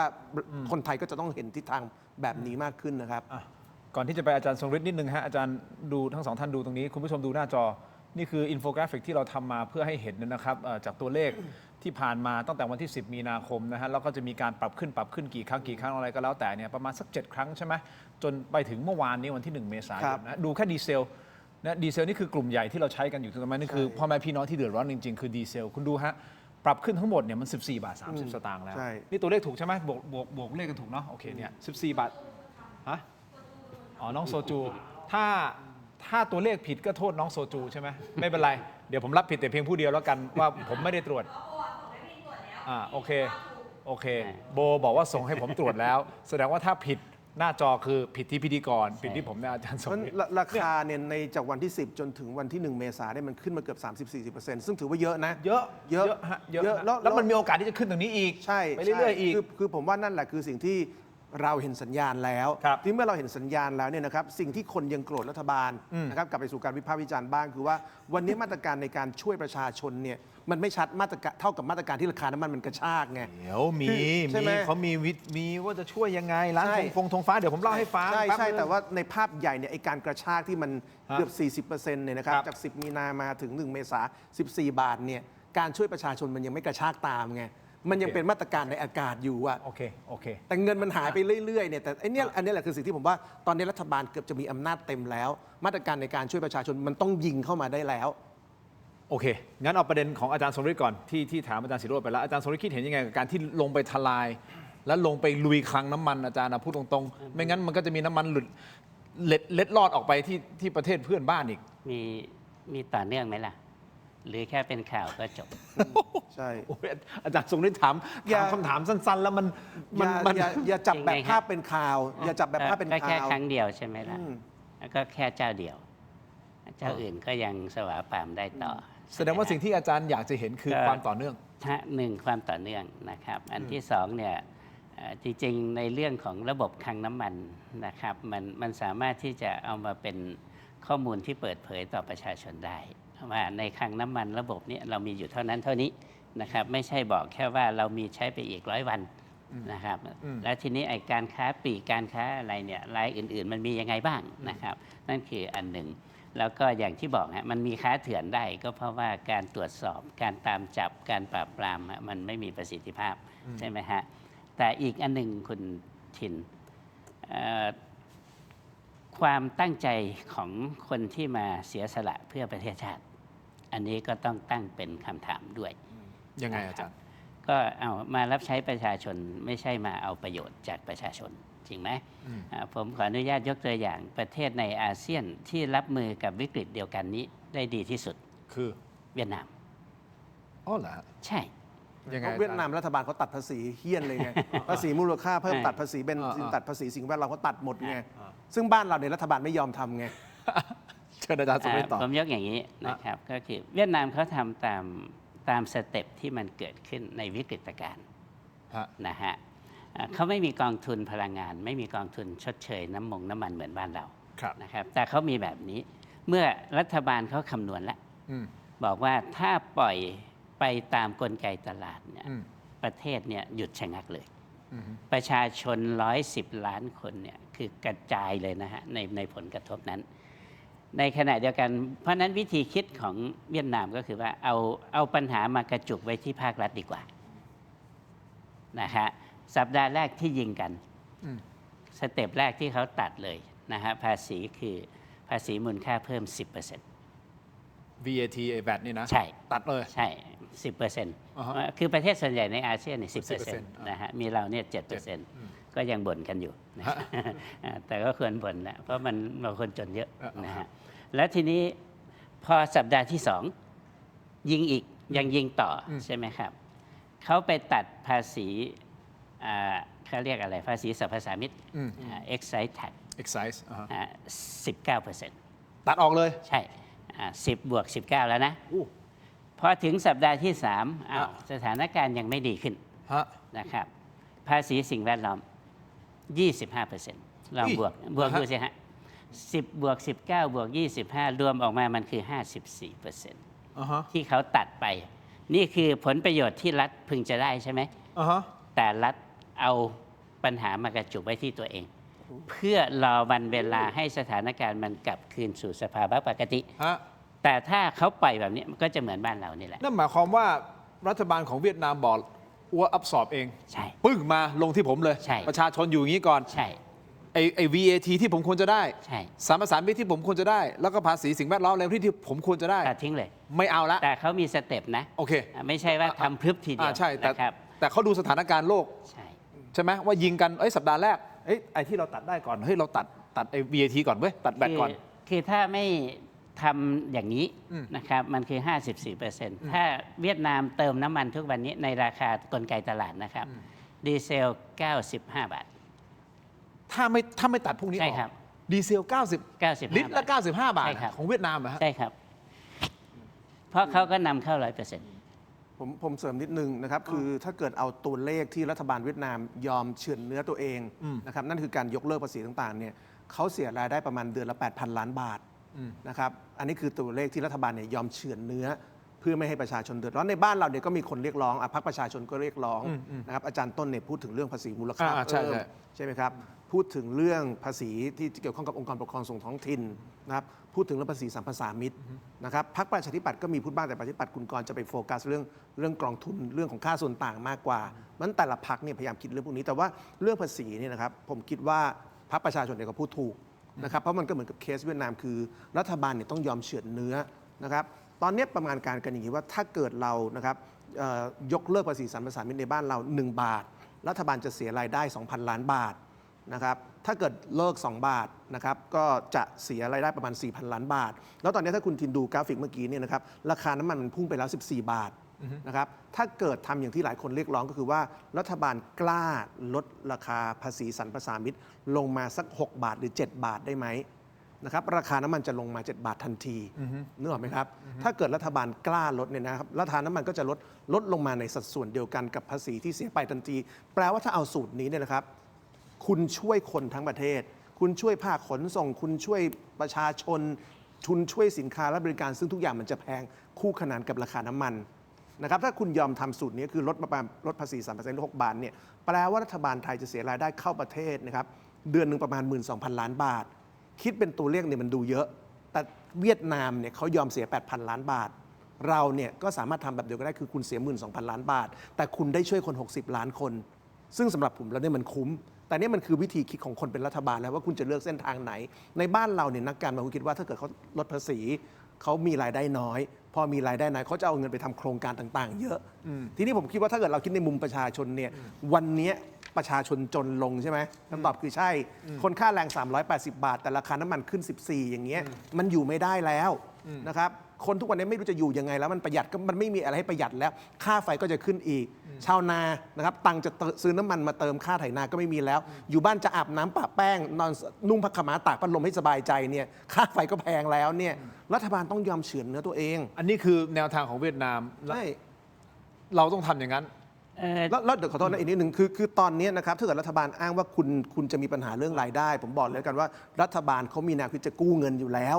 มันเมื่อคุณมีความคิดจะกู้เงินอยู่แล้วอาจจะอยู่ที่ประมาณ100,000 กว่าล้านอะไรประมาณนี้นะครับไอ้รายได้ที่คุณเสียจากภาษีไปเนี่ยครับคุณจะได้ถัวมาจากเงินกู้ตรงนี้ไงเพราะเงินกู้จะเป็นเงินกองใหม่ที่รัฐบาลเอาเข้ามาสู่ระบบได้ ดังนั้นที่สุดแล้วเนี่ยเม็ดเงินที่คุณจะใช้ของรัฐเนี่ยมันไม่ลดลงหรอก เพียงแต่คุณเนี่ยจะต้องกรีดเนื้อรัฐบาลแค่นั้นเองจะกรีดไหม คือเวียดนามคนยังใช้ชีวิตตามปกติ ครับ นะครับไม่ต้องไปกักตุน ไม่ต้องเอาถังน้ำไปเติมน้ำมัน ไม่ต้องไปรอคิว ไม่ต้องไปลุ้นว่าจะประกาศขึ้นหรือไม่ขึ้น คือทุกอย่างยังเป็นชีวิต ใช่ครับ ปกติ แล้วก็ต้นทุนชีวิตต้นทุนการใช้ชีวิตสินค้า ก็ไม่ต้องตามไปแก้ ไม่ต้องเอาธงฟ้าไปปักตรงนั้นปักตรงนี้ เพราะว่าเขาควบคุมกลไกโดยใช้อำนาจรัฐเข้าไปแทรกแซงเพื่อป้องกันไม่ให้ปัญหามันบานปลายนะฮะจริงๆ เรามีกลไกที่มากกว่าเวียดนาม เรามีกองทุนน้ำมันใช่ไหมถ้าไม่อยากไปแตะภาษีพวกนั้นก็ปล่อยมันเหมือนเดิมคุณก็เอาเนี่ยยอมเป็นหนี้ที่กองทุน แล้วในภาวะปกติคุณก็ขายน้ำมันแพงกว่าปกติได้ แล้วก็ชักเข้าไปใช้เวลาเอาไปคืนได้ เราเคยติดเป็นแสนล้านเราก็ทำมาแล้วใช่ไหมแล้วก็ โดนัลด์ทรัมป์ก็หาทางลงอยู่ทุกวันนี้มันเห็นผลกระทบไปทั่วโลกแล้วเนี่ยนะมันคงอีกไม่ไกลนะครับในสิ่งที่จะทำแต่ทีนี้ก็อย่างที่บอกมันอาจจะมีเรื่องผลประโยชน์ทับซ้อนไหมอะไรเนี่ยนะมาเกี่ยวข้องอะไรพวกนี้ มันถึงเกิดการแบนไอ้ปั๊มแบบนี้เห็นไหมครับมันก็เกิดเรื่องพวกนี้มันอยู่ที่ผมถึงเน้นคำว่าเมื่อเสียสละตัวเองมารับใช้ประชาชนแล้วเนี่ยก็ควรทำ อย่างนี้นะครับ ผมยกตัวอย่างนิดนึงแล้วกันนะครับเห็นอบจ.ปทุมธานีเขาทำไหมเขายกเลิกภาษีที่จะเก็บจากน้ำมันเข้าท้องถิ่นอันนั้นขนาดอบจ.เขายังมีปัญญาคิดนะเขายังยอมกรีดเนื้อตัวเองอบจ.ยังคิดได้เลยครับอบจ.ปทุมครับแล้วอบจ.ปทุมเนี่ยสนิทกับพรรคไหนทุกคนก็รู้ ถ้าระดับบิ๊กแจ๊สแกยังคิดได้เนี่ยรัฐบาลทำไมคิดไม่ได้ครับไม่งั้นเอาบิ๊กแจ๊สมาเป็นนายกประเทศไปเลยไหมล่ะคุณผู้ชม ก็นายกอบจ.เขายังกล้าเฉือนเนื้อตัวเองไม่เอาภาษีเลยครับอาจจะนำร่องก็ได้นะฮะคุณผู้ชมแต่อย่างนี้เพื่อความเป็นธรรมคุณผู้ชมครับรัฐบาลทำอะไรแล้วบ้างดีกว่าเอางี้เอาเพื่อความเป็นธรรมน่าจะได้รู้ว่าเขาทำอะไรบ้างไม่ใช่ว่าเราสักแต่แบบวิจารณ์เดี๋ยวเขาก็มีทำเหมือนกันนะคุณผู้ชมมาดูความคืบหน้าจากฝั่งรัฐบาลกันบ้างครับเพื่อความเป็นธรรมพ่อแม่พี่น้องประชาชนฮะตอนนี้ภาครัฐลงมือทำอะไรบ้างทีมงานถกไม่เถียงของเราน้องโซจูของผมนะฮะก็ไปรวบรวมข้อมูลที่รัฐบาลทำเพื่อแก้ไขสถานการณ์วิกฤตพลังงานและแก้ไขปัญหาปากท้องของประชาชนณตอนนี้นะครับรัฐบาลทำหลายอย่างรวบรวมเป็นข้อดังต่อไปนี้ฮะเราทำอินโฟกราฟิกมาหรือเปล่าไม่มีนะอ่านนะให้ผมอ่านนะโอเคคุณผู้ชมฟัง 1. โครงการไทยช่วยไทยครับก็คือรัฐบาลร่วมมือกับภาคเอกชนลดราคาสินค้าอุปโภคบริโภคกว่า 3,000 รายการครับโดยมีสัดส่วนที่ลดสูงสุดถึง 58% ครับเพื่ออะไรฮะช่วยบรรเทาภาระค่าครองชีพและเป็นการเพิ่มช่องทางตลาดให้ผู้ประกอบการรายย่อยไปพร้อมๆกันครับนี่ฮะไทยช่วยไทยนี่คือโครงการแรกโครงการ2ต่อเลยนะฮะธงฟ้าประชารัฐครับเปิดร้านค้ารายย่อยเข้าร่วมโครงการครับเปิดรับมาเลยนะฮะมาเพื่ออะไรฮะเพื่อจำหน่ายสินค้าในราคาต่ำกว่าท้องตลาดโดยประชาชนสามารถใช้บัตรสวัสดิการแห่งรัฐมาเลือกซื้อสินค้าที่จำเป็นได้ซึ่งช่วยให้ร้านค้าในชุมชนมีรายได้และเกิดการหมุนเวียนของเงินในระดับฐานรากครับต่อกันที่อีกโครงการหนึ่งคุณผู้ชมครับโครงการคนละครึ่ง plus เตรียมเสนอเข้าที่ประชุมครม.ในวันที่ 6 เมษายนนี้นะครับคุณผู้ชมโดยรัฐบาลตั้งเป้าช่วยเหลือคนไทยอายุ 18 ปีขึ้นไปจำนวน 50 ล้านคนมอบวงเงินรวมนะฮะคนละ 2,000 บาทผ่านแอปเป๋าตังค์โดยแบ่งจ่ายเดือนละ 200 บาทต่อเนื่องนาน 10 เดือนเลยครับตั้งแต่เดือนพฤษภาคม 2569 ยาวๆจนถึงกุมภาพันธ์ 2570 ครับนี่คือคนละครึ่ง plus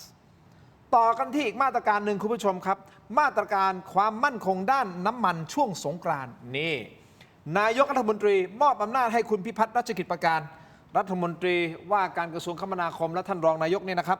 เป็นประธานคุมการบริหารจัดการน้ำมันเชื้อเพลิงครับเพื่อเร่งจัดหาและขนส่งน้ำมันไปยังสถานีบริการทั่วประเทศอย่างเต็มกำลังการันตีครับว่าประชาชนจะมีน้ำมันเพียงพอสำหรับการเดินทางตลอดช่วงเทศกาลสงกรานต์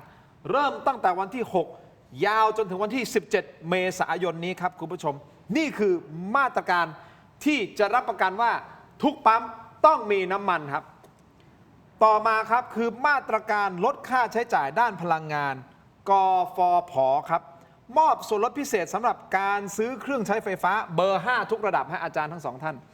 เบอร์ 5 ทุกระดับเนี่ยลดราคาครับและส่วนลดสูงสุดเนี่ยสำหรับผลิตภัณฑ์ระดับ 5 ดาวจำนวน 15,000 สิทธิ์ครับจำกัดวันละ 1,000 สิทธิ์นะฮะประชาชนสามารถลงทะเบียนรับสิทธิ์ได้ตั้งแต่วันที่ 1 เมษายนเมื่อวานนี้ยาวๆจนถึงวันที่ 15 เมษายน 2569 นี่คือมาตรการหลักๆใหญ่ๆที่มานำเสนอให้คุณผู้ชมทุกท่านได้รับทราบรวมถึงอาจารย์ทั้งสองท่านได้รับทราบว่านี่คือความคืบหน้าที่เขาทำไปเขาไม่ใช่ไม่ทำเขาทำครับคุณผู้ชมเราก็เลยต้องนำเสนอให้ทุกท่านได้รับทราบว่าเขาทำอะไรกันไปแล้วนะฮะแต่ในเวลาเดียวกันคุณผู้ชมก็มีกิจการจะต้องปิดตัวลงไปกับสถานการณ์ที่เกิดขึ้นคุณผู้ชมครับ ขออนุญาตนะอาจารย์ทั้งสองท่านสั้นๆครับเฮียเอียวใช่ไหมถูกไหมครับเฮียเอียวเนาะ เฮียเอียวแห่งโคมอสโคร์ปอเรชั่นทำธุรกิจมา50 ปีครับแต่สุดท้ายท่านบอกว่าแบกต้นทุนวิกฤตน้ำมันไม่ไหวแล้วและเราเห็นได้นะฮะว่านี่คือโดมิโนที่เกิดขึ้นแล้วข่าวเฮียเอียวก็คือนายสุดใจจริยาภากรประธานบริษัทโคมอสคอร์ปอเรชั่นจำกัดนี่ฮะซึ่งเป็นเจ้าของโรงงานผลิตถังพลาสติกและเรือพลาสติกรายใหญ่ของประเทศไทยผมเชื่อว่าคนต้องรู้จักอะที่ใช้พวกนี้เฮียเอียวกับธุรกิจเฮียเอียวเปิดมา50 ปีนะแต่ต้องประกาศปิดโรงงานปิดกิจการครับปิดกิจการเมื่อวานนี้เป็นวันแรกที่ปิดไปแล้วนะฮะไม่ไหวครับเนื่องจากแบกรับต้นทุนน้ำมันและเม็ดพลาสติกไม่ไหวเป็นเหตุให้พนักงานตกงานกว่า300 คนแต่เฮียเอียวครับท่านก็ได้จ่ายเงินชดเชยกว่า40 ล้านนะครับ40 ล้านกว่าบาทเนี่ยจ่ายนะครับชดเชยไปเพราะเฮียไม่ไหวแล้วจะไปต่อยังไงตอนนี้เฮียเอียวครับก็ตระเวนเข้าวัดทำบุญแล้วครับทำจิตใจให้ผ่องใสบริจาคน้ำมันดีเซลแหละ 1,000 ลิตรให้วัดบางพลีใหญ่กลางเพื่อนำให้วัดเนี่ยให้วัดนำไปใช้เผาศพผู้ยากไร้ครับคุณผู้ชมนี่ฮะ SME รายใหญ่จริงๆมันเริ่มสะท้อนให้เห็นอะไรบางอย่างเป็นสัญญาณอันตรายแบบโต้งๆหรือยังฮะอาจารย์ทรงฤทธิ์ก็เป็นผลกระทบโดยตรงอยู่แล้วนะครับเพราะว่าธุรกิจของเฮียเนี่ยมันเกี่ยวกับปิโตรเลียมนะฮะทั้งน้ำมันทั้งเม็ดพลาสติกอะไรพวกนี้มันอยู่ในซัพพลายเชนเดียวกันนะฮะมันก็ตรงอยู่แล้วแล้วยิ่งก็ไม่รู้ว่าสถานการณ์วิกฤตเนี่ยมันจะต่อเนื่องไปถึงไหนใช่ไหมครับเราต้องรับมือใช่แล้วมันก็ต้องขาดทุนทุกวันใช่ไหมล่ะอำนาจการซื้อของคนก็ลดลงอยู่แล้วนะฮะขายต่อไปก็คือขาดทุนผลิตต่อไปก็คือขาดทุนก็เอาเป็นว่าแทนที่จะรอเวลาให้ขาดทุนไปเรื่อยๆก็เอาเงินที่คำนวณแล้วว่าจะขาดทุนเนี่ยมาจ่ายเป็นเงินชดเชยซะแล้วก็ปิดกิจการใช่แกก็คงคิดสารฐานแล้วแหละทำมา40 กว่าปีก็50 ปี50 ปีนะก็โอเคนะฮะแต่ถ้าคนไม่มีแบบนี้ล่ะ SME รายเล็กทั่วๆไปเนี่ยนะฮะคืออยู่ๆฉันก็หาเงินรายวันเนี่ยแหละเอามาจ้างแรงงานรายวันนะครับอันนี้เหนื่อยอันนี้แหละอันนี้เหนื่อยนะครับคุณผู้ชมอีกนิดนึงฮะคุณผู้ชมคุณเอกนิตินะฮะอาจารย์ศิโรจน์อาจารย์ทรงฤทธิ์คุณเอกนิติธรรมประภาสท่านบอกนะครับว่าวิกฤตครั้งนี้หนักกว่าโควิด -19 อีกนะฮะท่านพูดงี้เลยนะครับแต่ในเวลาเดียวกันท่านนายกรัฐมนตรีเซ็นตั้งกรรมการชุดใหม่ใช้ชื่อว่าคตร.ให้ท่านเอกนิติเป็นประธานเพื่อความโปร่งใสและหลีกเลี่ยงข้อคอรหาเรื่องผลประโยชน์ทับซ้อนนะฮะท่านนายกอนุทินบอกเฮ้ยไม่ได้แล้วถ้าอย่างนี้คุณเอกนิติเข้ามาดูตรงนี้และคณะกรรมการนี่นะครับคุณผู้ชมเป็นคณะกรรมการศึกษาแนวทางที่เหมาะสมในการกำหนดค่าการกลั่นและค่าการตลาดย่อง่ายๆคือคตร.ครับคุณผู้ชมทั้งสองท่านคิดเห็นอย่างไรกับการตั้งคตร.ในครั้งนี้และท่านเอกนิติจะสามารถเข้ามากอบกู้สถานการณ์ที่มันเกิดขึ้นณ ตอนนี้ได้หรือเปล่าเดี๋ยวผมจะฟังความคิดเห็นทั้งสองท่านแต่ผมขออนุญาตนิดเดียวสั้นๆตรงนี้ขออนุญาตมอบของก่อนฮะคุณผู้ชมขอเบรกอารมณ์นิดหน่อยนะฮะเพราะผมมีของต้องมอบแล้วก็ผมบอกได้เลยนะครับว่ามันเป็นของใช้จำเป็นของพวกเราที่ ครับ โอ้ ช่วยประทังชีวิตของพวกเราได้นะฮะคุณผู้ชมครับขอขอบคุณครับเม็ดอมซิงค์พลัสนะครับนี่เม็ดอมซิงค์พลัสอันนี้ครับผลิตภัณฑ์ไมบาซินจากเกรเตอร์ฟาร์มานะครับมี3สูตรที่มีคุณประโยชน์จากวิตามินหลากหลายชนิดนะครับขออนุญาตนะครับเม็ดอมซิงค์พลัสวิตามินซีและโคคิวเทนกลิ่นองุ่นมะนาวครับเม็ดอมซิงค์พลัสลูทีนและบิลเบอรี่กลิ่นแบล็คเคอร์เรนต์เม็ดอมซิงค์พลัสเบต้ากลูแคนกลิ่นสตรอเบอรี่นะครับซิงค์มีส่วนช่วยในการทำหน้าที่ของระบบภูมิคุ้มกันและกระบวนการต่อต้านอนุมูลอิสระนะครับถ้าเจ็บคอไอหรืออยากเสริมภูมิคุ้มกันนะครับเลือกไมบาซินจากเกรเตอร์ฟาร์มาหาซื้อได้ที่ร้านสะดวกซื้อซุปเปอร์มาร์เก็ตและร้านขายยาทั่วประเทศไมบาซินจากเกรเตอร์ฟาร์มาก้าวสู่60 ปีอย่างมั่นคงและยั่งยืนนะครับขอบคุณมากๆนะครับขอบคุณนะครับนี่นะฮะคุณผู้ชมต่อกันที่อ้วยอันโอสถขอบคุณอ้วยอันโอสถที่อยู่เคียงข้างถมไม่เถียงขอบคุณมาบาซินที่อยู่เคียงข้างถมไม่เถียงด้วยนะครับอ้วยอันโอสถอาจจะต้องใช้ดมในช่วงนี้นะ เครียดเรื่องน้ำมัน เครียดนะ แต่จริงๆมีอีกท่านหนึ่งที่อาจจะต้องส่งไปให้เขาแล้วเราอาจจะเรียนเชิญมารายการคือคุณโบนัฐฐามีคำถามเกิดขึ้นเพิ่งนึกออกทำมาเกิดขึ้นว่าเอาตรงๆเถอะเมื่อวานนี้อาจารย์จังหวะมันโบ๊ะบะจังหวะมันนรกมากเลยนะพอบอกว่าประกาศเป็นเฟกนิวนะ3 เอาเบอร์เลยไหมผมมีเบอร์ เอาอย่างนี้ อาจารย์คิดว่าโดนวางงานไหมนี่คือหนึ่งคำถามเดี๋ยวจะฟังอาจารย์นะฮะแต่ขออนุญาตครับจากอ้วยอันโอสถเช่นเดียวกันนะครับคุณผู้ชมครับขอแนะนำยาน้ำแก้ร้อนในเขากุยจากอ้วยอันโอสถบรรเทาไข้ตัวร้อนทานได้ทั้งเด็กและผู้ใหญ่นะครับมีจำหน่ายตามร้านขายยาทั่วประเทศอ่านคำเตือนในฉลากและเอกสารกำกับผลิตภัณฑ์ก่อนใช้นะครับนี่คือของดีจากอ้วยอันโอสถครับยาน้ำแก้ร้อนในเขากุยขอบคุณมากๆเลยนะครับอ้วยอันโอสถที่อยู่เคียงข้างถกไม่เถียงนะครับคุณผู้ชมครับนอกจากนี้นะฮะถ้าคุณโบมารายการอาจจะต้อง หลังจากอมยาอมไปเสร็จดมเสร็จปุ๊บอาจจะต้องท้องอืดท้องเฟ้อต้องเจอของนี่แหละฮะยาท่าน้ำขาว49 บาทฝาสีฟ้าตาหารคู่มาตรฐานสากลนะครับหาซื้อง่ายตามร้านขายยาแผนปัจจุบันทั่วไปนะครับราคาเพียง49 บาทเข้าถึงง่ายจาก HK Pharmaceutical นะครับแก้ท้องอืดท้องเฟ้อนะครับรักษาลำไส้อักเสบนะรวมถึงฆ่าเชื้อโรคในลำไส้ด้วยนะครับนี่คือยาท่าน้ำขาวครับ49 บาทฝาสีฟ้าตราหารคู่ขอบคุณมากๆเลยนะครับขอบคุณมากๆเลยนะครับต่อกันที่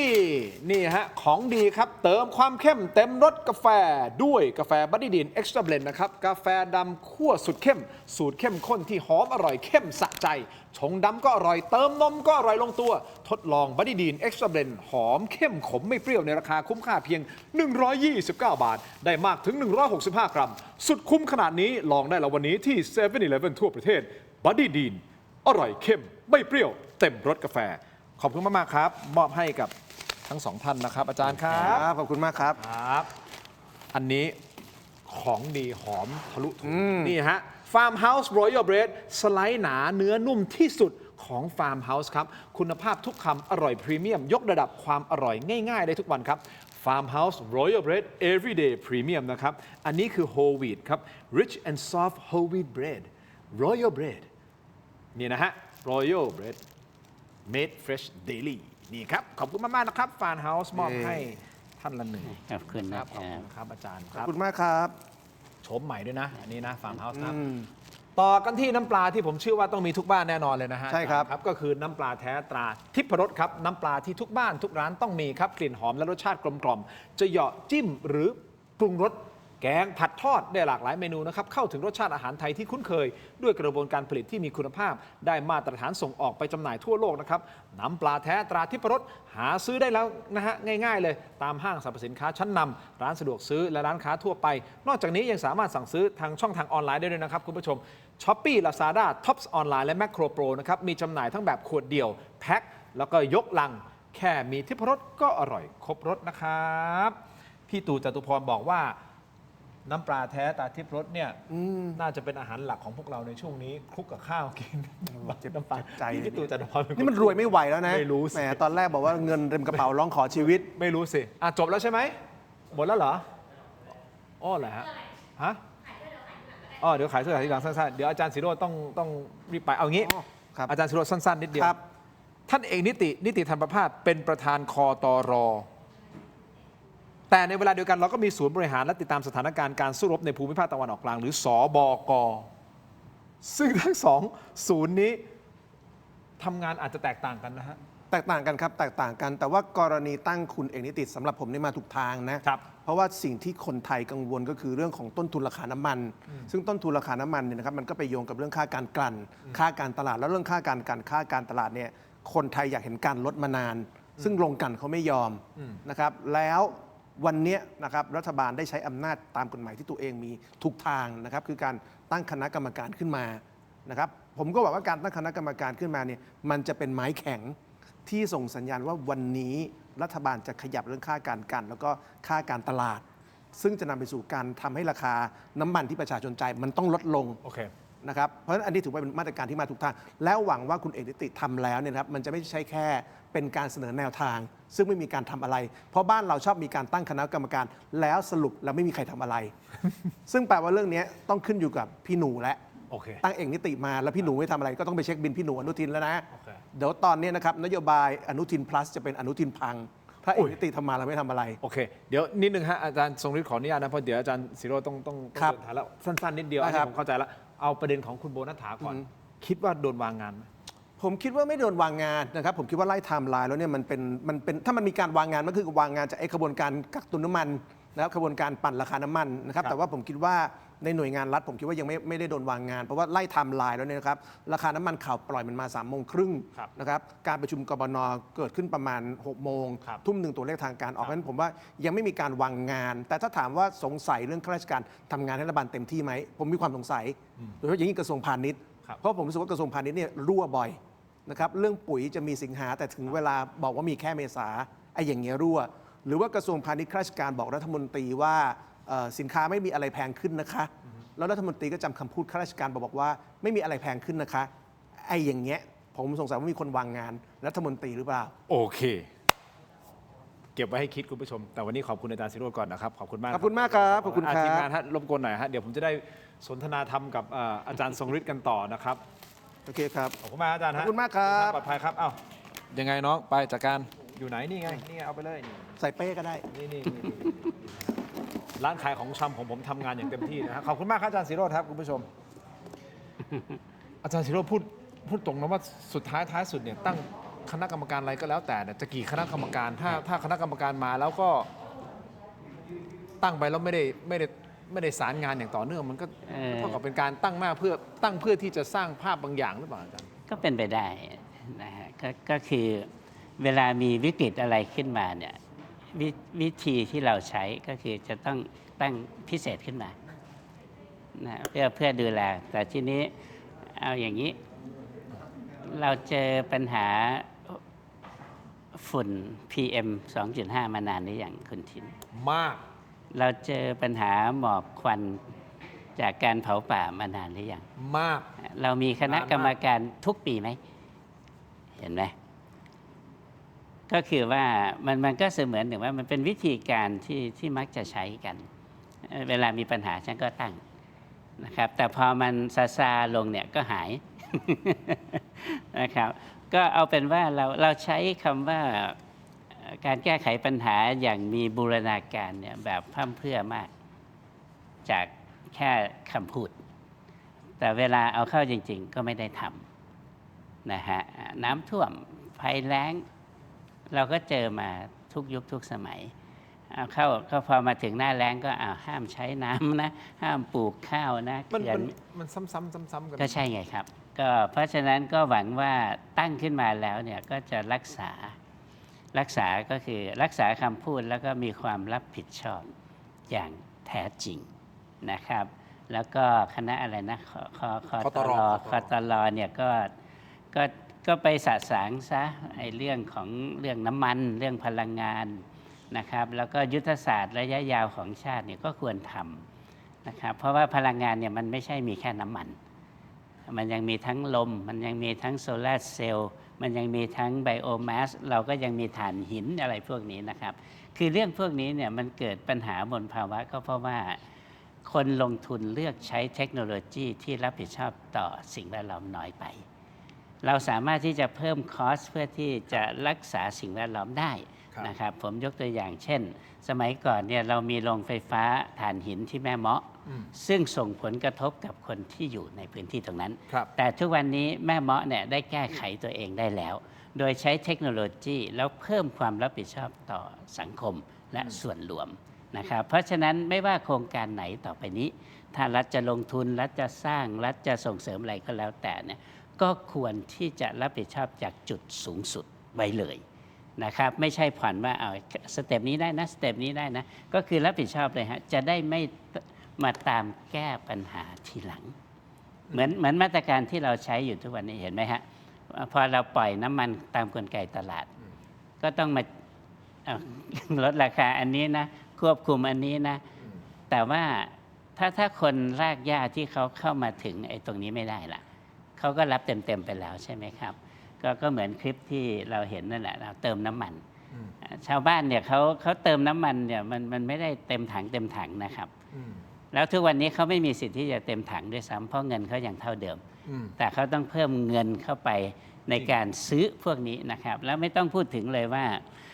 ต้นทุนการผลิตสินค้าต่างๆมันก็ขึ้นโดยอัตโนมัติอยู่แล้วนะครับก็มันไม่มีใครผลิตสินค้ามาเพื่อที่จะขาดทุนอยู่แล้วนะคะนั่นแหละครับมันก็ต้องดูที่ผมยกตัวอย่างเวียดนามเนี่ยเป็นตัวอย่างที่ดีก็อาจจะเป็นโมเดลแบบหนึ่งที่ผมเชื่อว่าคืออย่างนี้ถ้าพูดถึงคตร.นำโดยท่านเอกนิตินะครับมีความหวังสำหรับตัวผมมีความหวังเพราะเราติดตามข่าวติดตามอะไรเนาะแล้วก็คุยกับทีมงานเหมือนกันมีความหวังว่าสถานการณ์จะดีขึ้นไม่รูปแบบใดก็รูปแบบหนึ่งท่านเอกนิตินำและอย่าลืมว่าในนี้ไม่ใช่มีแค่ท่านเอกนิติอย่างเดียวท่านเดียวนะฮะยังมีรัฐมนตรีว่าการกระทรวงพาณิชย์อยู่ท่านสุปจีสุธรรมพันธ์ท่านเข้ามาอยู่ในนี้ด้วยอยู่ในคณะกรรมการนี้ด้วยและอีกท่านหนึ่งนะฮะที่น่าจะให้เกียรติกับรายการอีกครั้งหนึ่งจริงๆทั้งท่านเอกนิติเคยมารายการแล้วก็อีกท่านหนึ่งคือท่านเอกนัทพร้อมพันธ์รัฐมนตรีพลังงานถ้าฟังจากการที่ท่านเอกนัทได้ให้สัมภาษณ์ไม่ว่าจะเป็นของพี่สรยุทธ์นะฮะคุณหมาแก่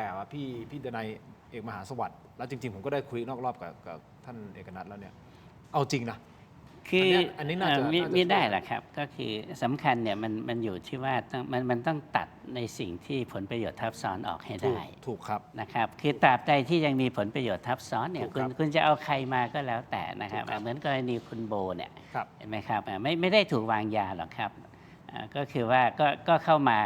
ก็พากันเข้ามาได้อยู่แล้วก็แสดงว่ามีความสัมพันธ์ที่ดีระหว่างกันนะครับเพียงแต่ว่าก็อย่างที่บอกเมื่อเราเอาชีวิตคนไปผูกกับกลไกตลาดในสิ่งที่เราสามารถที่จะเลือกในทางอื่นได้มันก็คือการเลือกผิดทางใช่ไหมครับก็นั่นแหละฮะสำคัญสุดครับก็คือว่าอย่าเอาเป็นแค่มาตรการฉุกเฉิน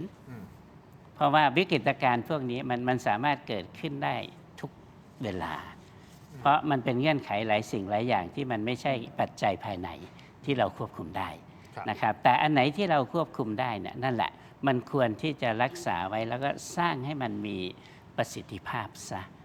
นะครับนั่นแหละสำคัญที่สุดครับอาจารย์ฮะคุณผู้ชมครับสั้นๆนิดเดียวฮะถ้าสมมติสถานการณ์ยังไม่แก้ไขอย่างเร่งด่วนหรือว่าเข้า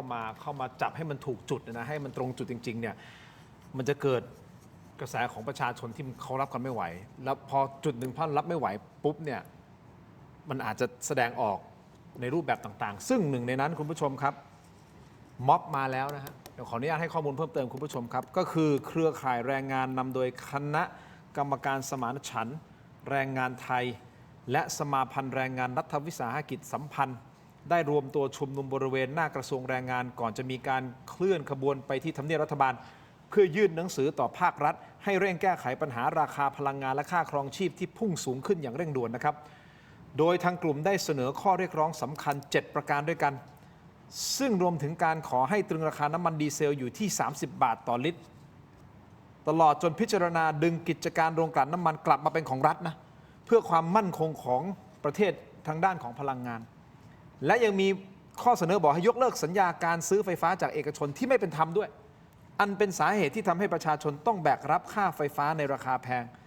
อีกทั้งยังเรียกร้องให้รัฐควบคุมราคาสินค้าอุปโภคบริโภคอย่างจริงๆจังๆควบคู่ไปกับการปรับฐานค่าจ้างขั้นต่ำให้มันสอดคล้องกับสถานการณ์ทางเศรษฐกิจในปัจจุบันเพื่อเป็นการบรรเทาความเดือดร้อนของพี่น้องแรงงานที่กำลังเผชิญกับภาวะค่าใช้จ่ายล้นตัวอยู่ในขนาดนี้นะครับเราฟังเสียงท่านนิดนึงไหมสั้นๆฮะมาเชิญครับการผลิตไฟฟ้าให้แก่ชาติและประชาชนเกิดการแก้ปัญหาวิกฤตพลังงานและ ใจคิดว่าเท่าไหร่ที่จะทนไม่ไหว50 บาทที่ทนไหวไหม ผมว่าแค่นี้ก็ทนไม่ไหวแล้วนะ44 บาทที่ทนไม่ไหวแล้วเพราะว่าเอาก็จริงๆอย่างที่บอกก็คือว่าสต็อกเก่ามาขายราคาใหม่อันนี้ก็เจ็บปวดแล้วนะส่วนราคาใหม่ที่เกิดก็เริ่มตั้งแต่วันที่107เป็นต้นไปว่ามันจะเป็นยังไงต่อจากนี้ไปแต่วันนี้ก็รู้กันว่าสต็อกเก่ามาขายราคาใหม่อันนี้ก็มีความเจ็บปวดรับไม่ไหวแล้วนะส่วนสถานการณ์ข้างหน้าผมว่าในท่ามกลางการศึกสงครามนี้ก็มีกระบวนการในการเจรจาต่อสายกันอยู่ ซึ่งแน่นอนที่สุดมันอาจจะจบช้าหรือจบเร็วก็ขึ้นอยู่เงื่อนไขภายนอกต้องดูกันต่อไปแต่ว่าคิดว่าในจังหวะที่เรากำลังอยู่ในสถานการณ์เช่นนี้รัฐบาลก็มีหน้าที่ในการเจรจาหาพลังงานแหล่งสำรองอะไรทั้งหลายมาหาแนวทางเหล่านี้แต่วันนี้เนี่ยเอาอย่างเดียวก็คือว่าขึ้นราคาอันนี้เป็นความเดือดร้อนของพี่น้องประชาชนนะครับ คุณผู้ชมครับท่านนี้คือประธานกลุ่มสมาพันธ์สมานฉันท์แรงงานไทยนะครับคุณสาวิทย์แก้วหวานพูดแบบชัดเจนไหนท่านพูดถึงเรื่องของค่าไฟแล้วผมขออนุญาตไปค่าไฟนิดนึงอัปเดตอาจารย์ด้วยนะครับคุณผู้ชมเตรียมตัวรับแรงกระแทกกันให้ดีนะฮะเพราะล่าสุดนะครับเมื่อวานนี้เองวันที่1 เมษายนนะครับที่ประชุมกกพ.นะครับก็มีการเตรียมที่จะเคาะราคาค่าไฟนะครับเคาะออกมาเป็นที่เรียบร้อยแล้วก็คือค่าไฟงวดหน้าคือช่วงเดือนพฤษภาคมถึงสิงหาคมนี้เตรียมปรับขึ้นราคาแน่นอนโดยผลการพิจารณาเห็นชอบให้เก็บค่า FT อยู่ที่ 16.23 สตางค์ต่อหน่วยซึ่งพอเอาไปบวกกับค่าไฟฐานเดิมที่มีอยู่3 บาท 78 สตางค์ก็จะทำให้ค่าไฟเฉลี่ยพุ่งไปอยู่ที่3 บาท 95 สตางค์ต่อหน่วยครับและที่สำคัญคือราคานี้ยังไม่รวมภาษีมูลค่าเพิ่มนะครับสรุปง่ายๆแบบชาวบ้านก็ต้องบอกโอ้โหนี่ตั้งแต่เดือนพฤษภาคมเป็นต้นไปเราต้องจ่ายค่าไฟในราคาหน่วยละเกือบ4 บาทเลยนะครับใช่ไหมคุณโบตามนี้นี่คือล่าสุดออกมาเป็นแบบนี้ครับอาจารย์ทรงฤทธิ์เตรียมรับแรงกระแทกกันทั่วหน้าเลยนะฮะอาจารย์มันก็ทำไงล่ะฮะเราไม่ได้มีพลังงานสำรองเพียงพอนะครับแล้วก็เราพูดในเรื่องของพลังงานทางเลือกเนี่ยก็มานานแสนนานแล้วก็เหมือนยุคที่เราเคยเติมน้ำมันลิตรละ50 บาทเราก็ไปส่งเสริมไบโอดีเซลอะไรสารพัดเนี่ยนะฮะแต่พอมันลดลงมาปุ๊บก็กลายเป็นว่าเราก็ไม่ต่อเราไม่สานต่อนะฮะทั้งที่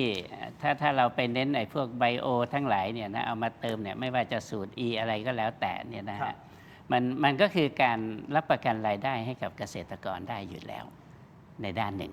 นะครับมันก็คือสร้างฐานให้ประชาชนหรือว่าเกษตรกรที่เขาทำสวนปาล์มอะไรก็สุดแล้วแต่เนี่ยนะฮะหรือข้าวโพดมันสำปะหลังมันก็สามารถเอามาทำพวกเอทานอลได้แทนที่เราจะส่งออกในราคาที่เขากดราคาจากกลไกตลาดโลกแล้วเราก็สร้างฐานจากข้างในเราดีกว่าไหมทั้งที่เราสร้างได้ใช่ไหมครับก็ถ้าเรามีทางเลือกในเรื่องของพลังงานมากมายนะฮะมันสามารถที่จะผ่อนหนักเป็นเบาได้อยู่แล้ว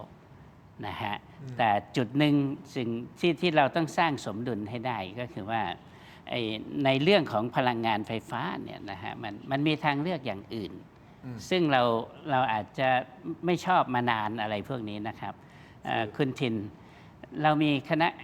กรรมการปรมาณูเพื่อสันติตั้งแต่ปี 2497 ครับทุกวันนี้เรายังไม่มีโรงงานไฟฟ้าปรมาณูเลยแม้แต่โรงเดียวนะครับเวียดนามเนี่ยอีกไม่เกิน7 ปีข้างหน้าเขาจะมี2 โรง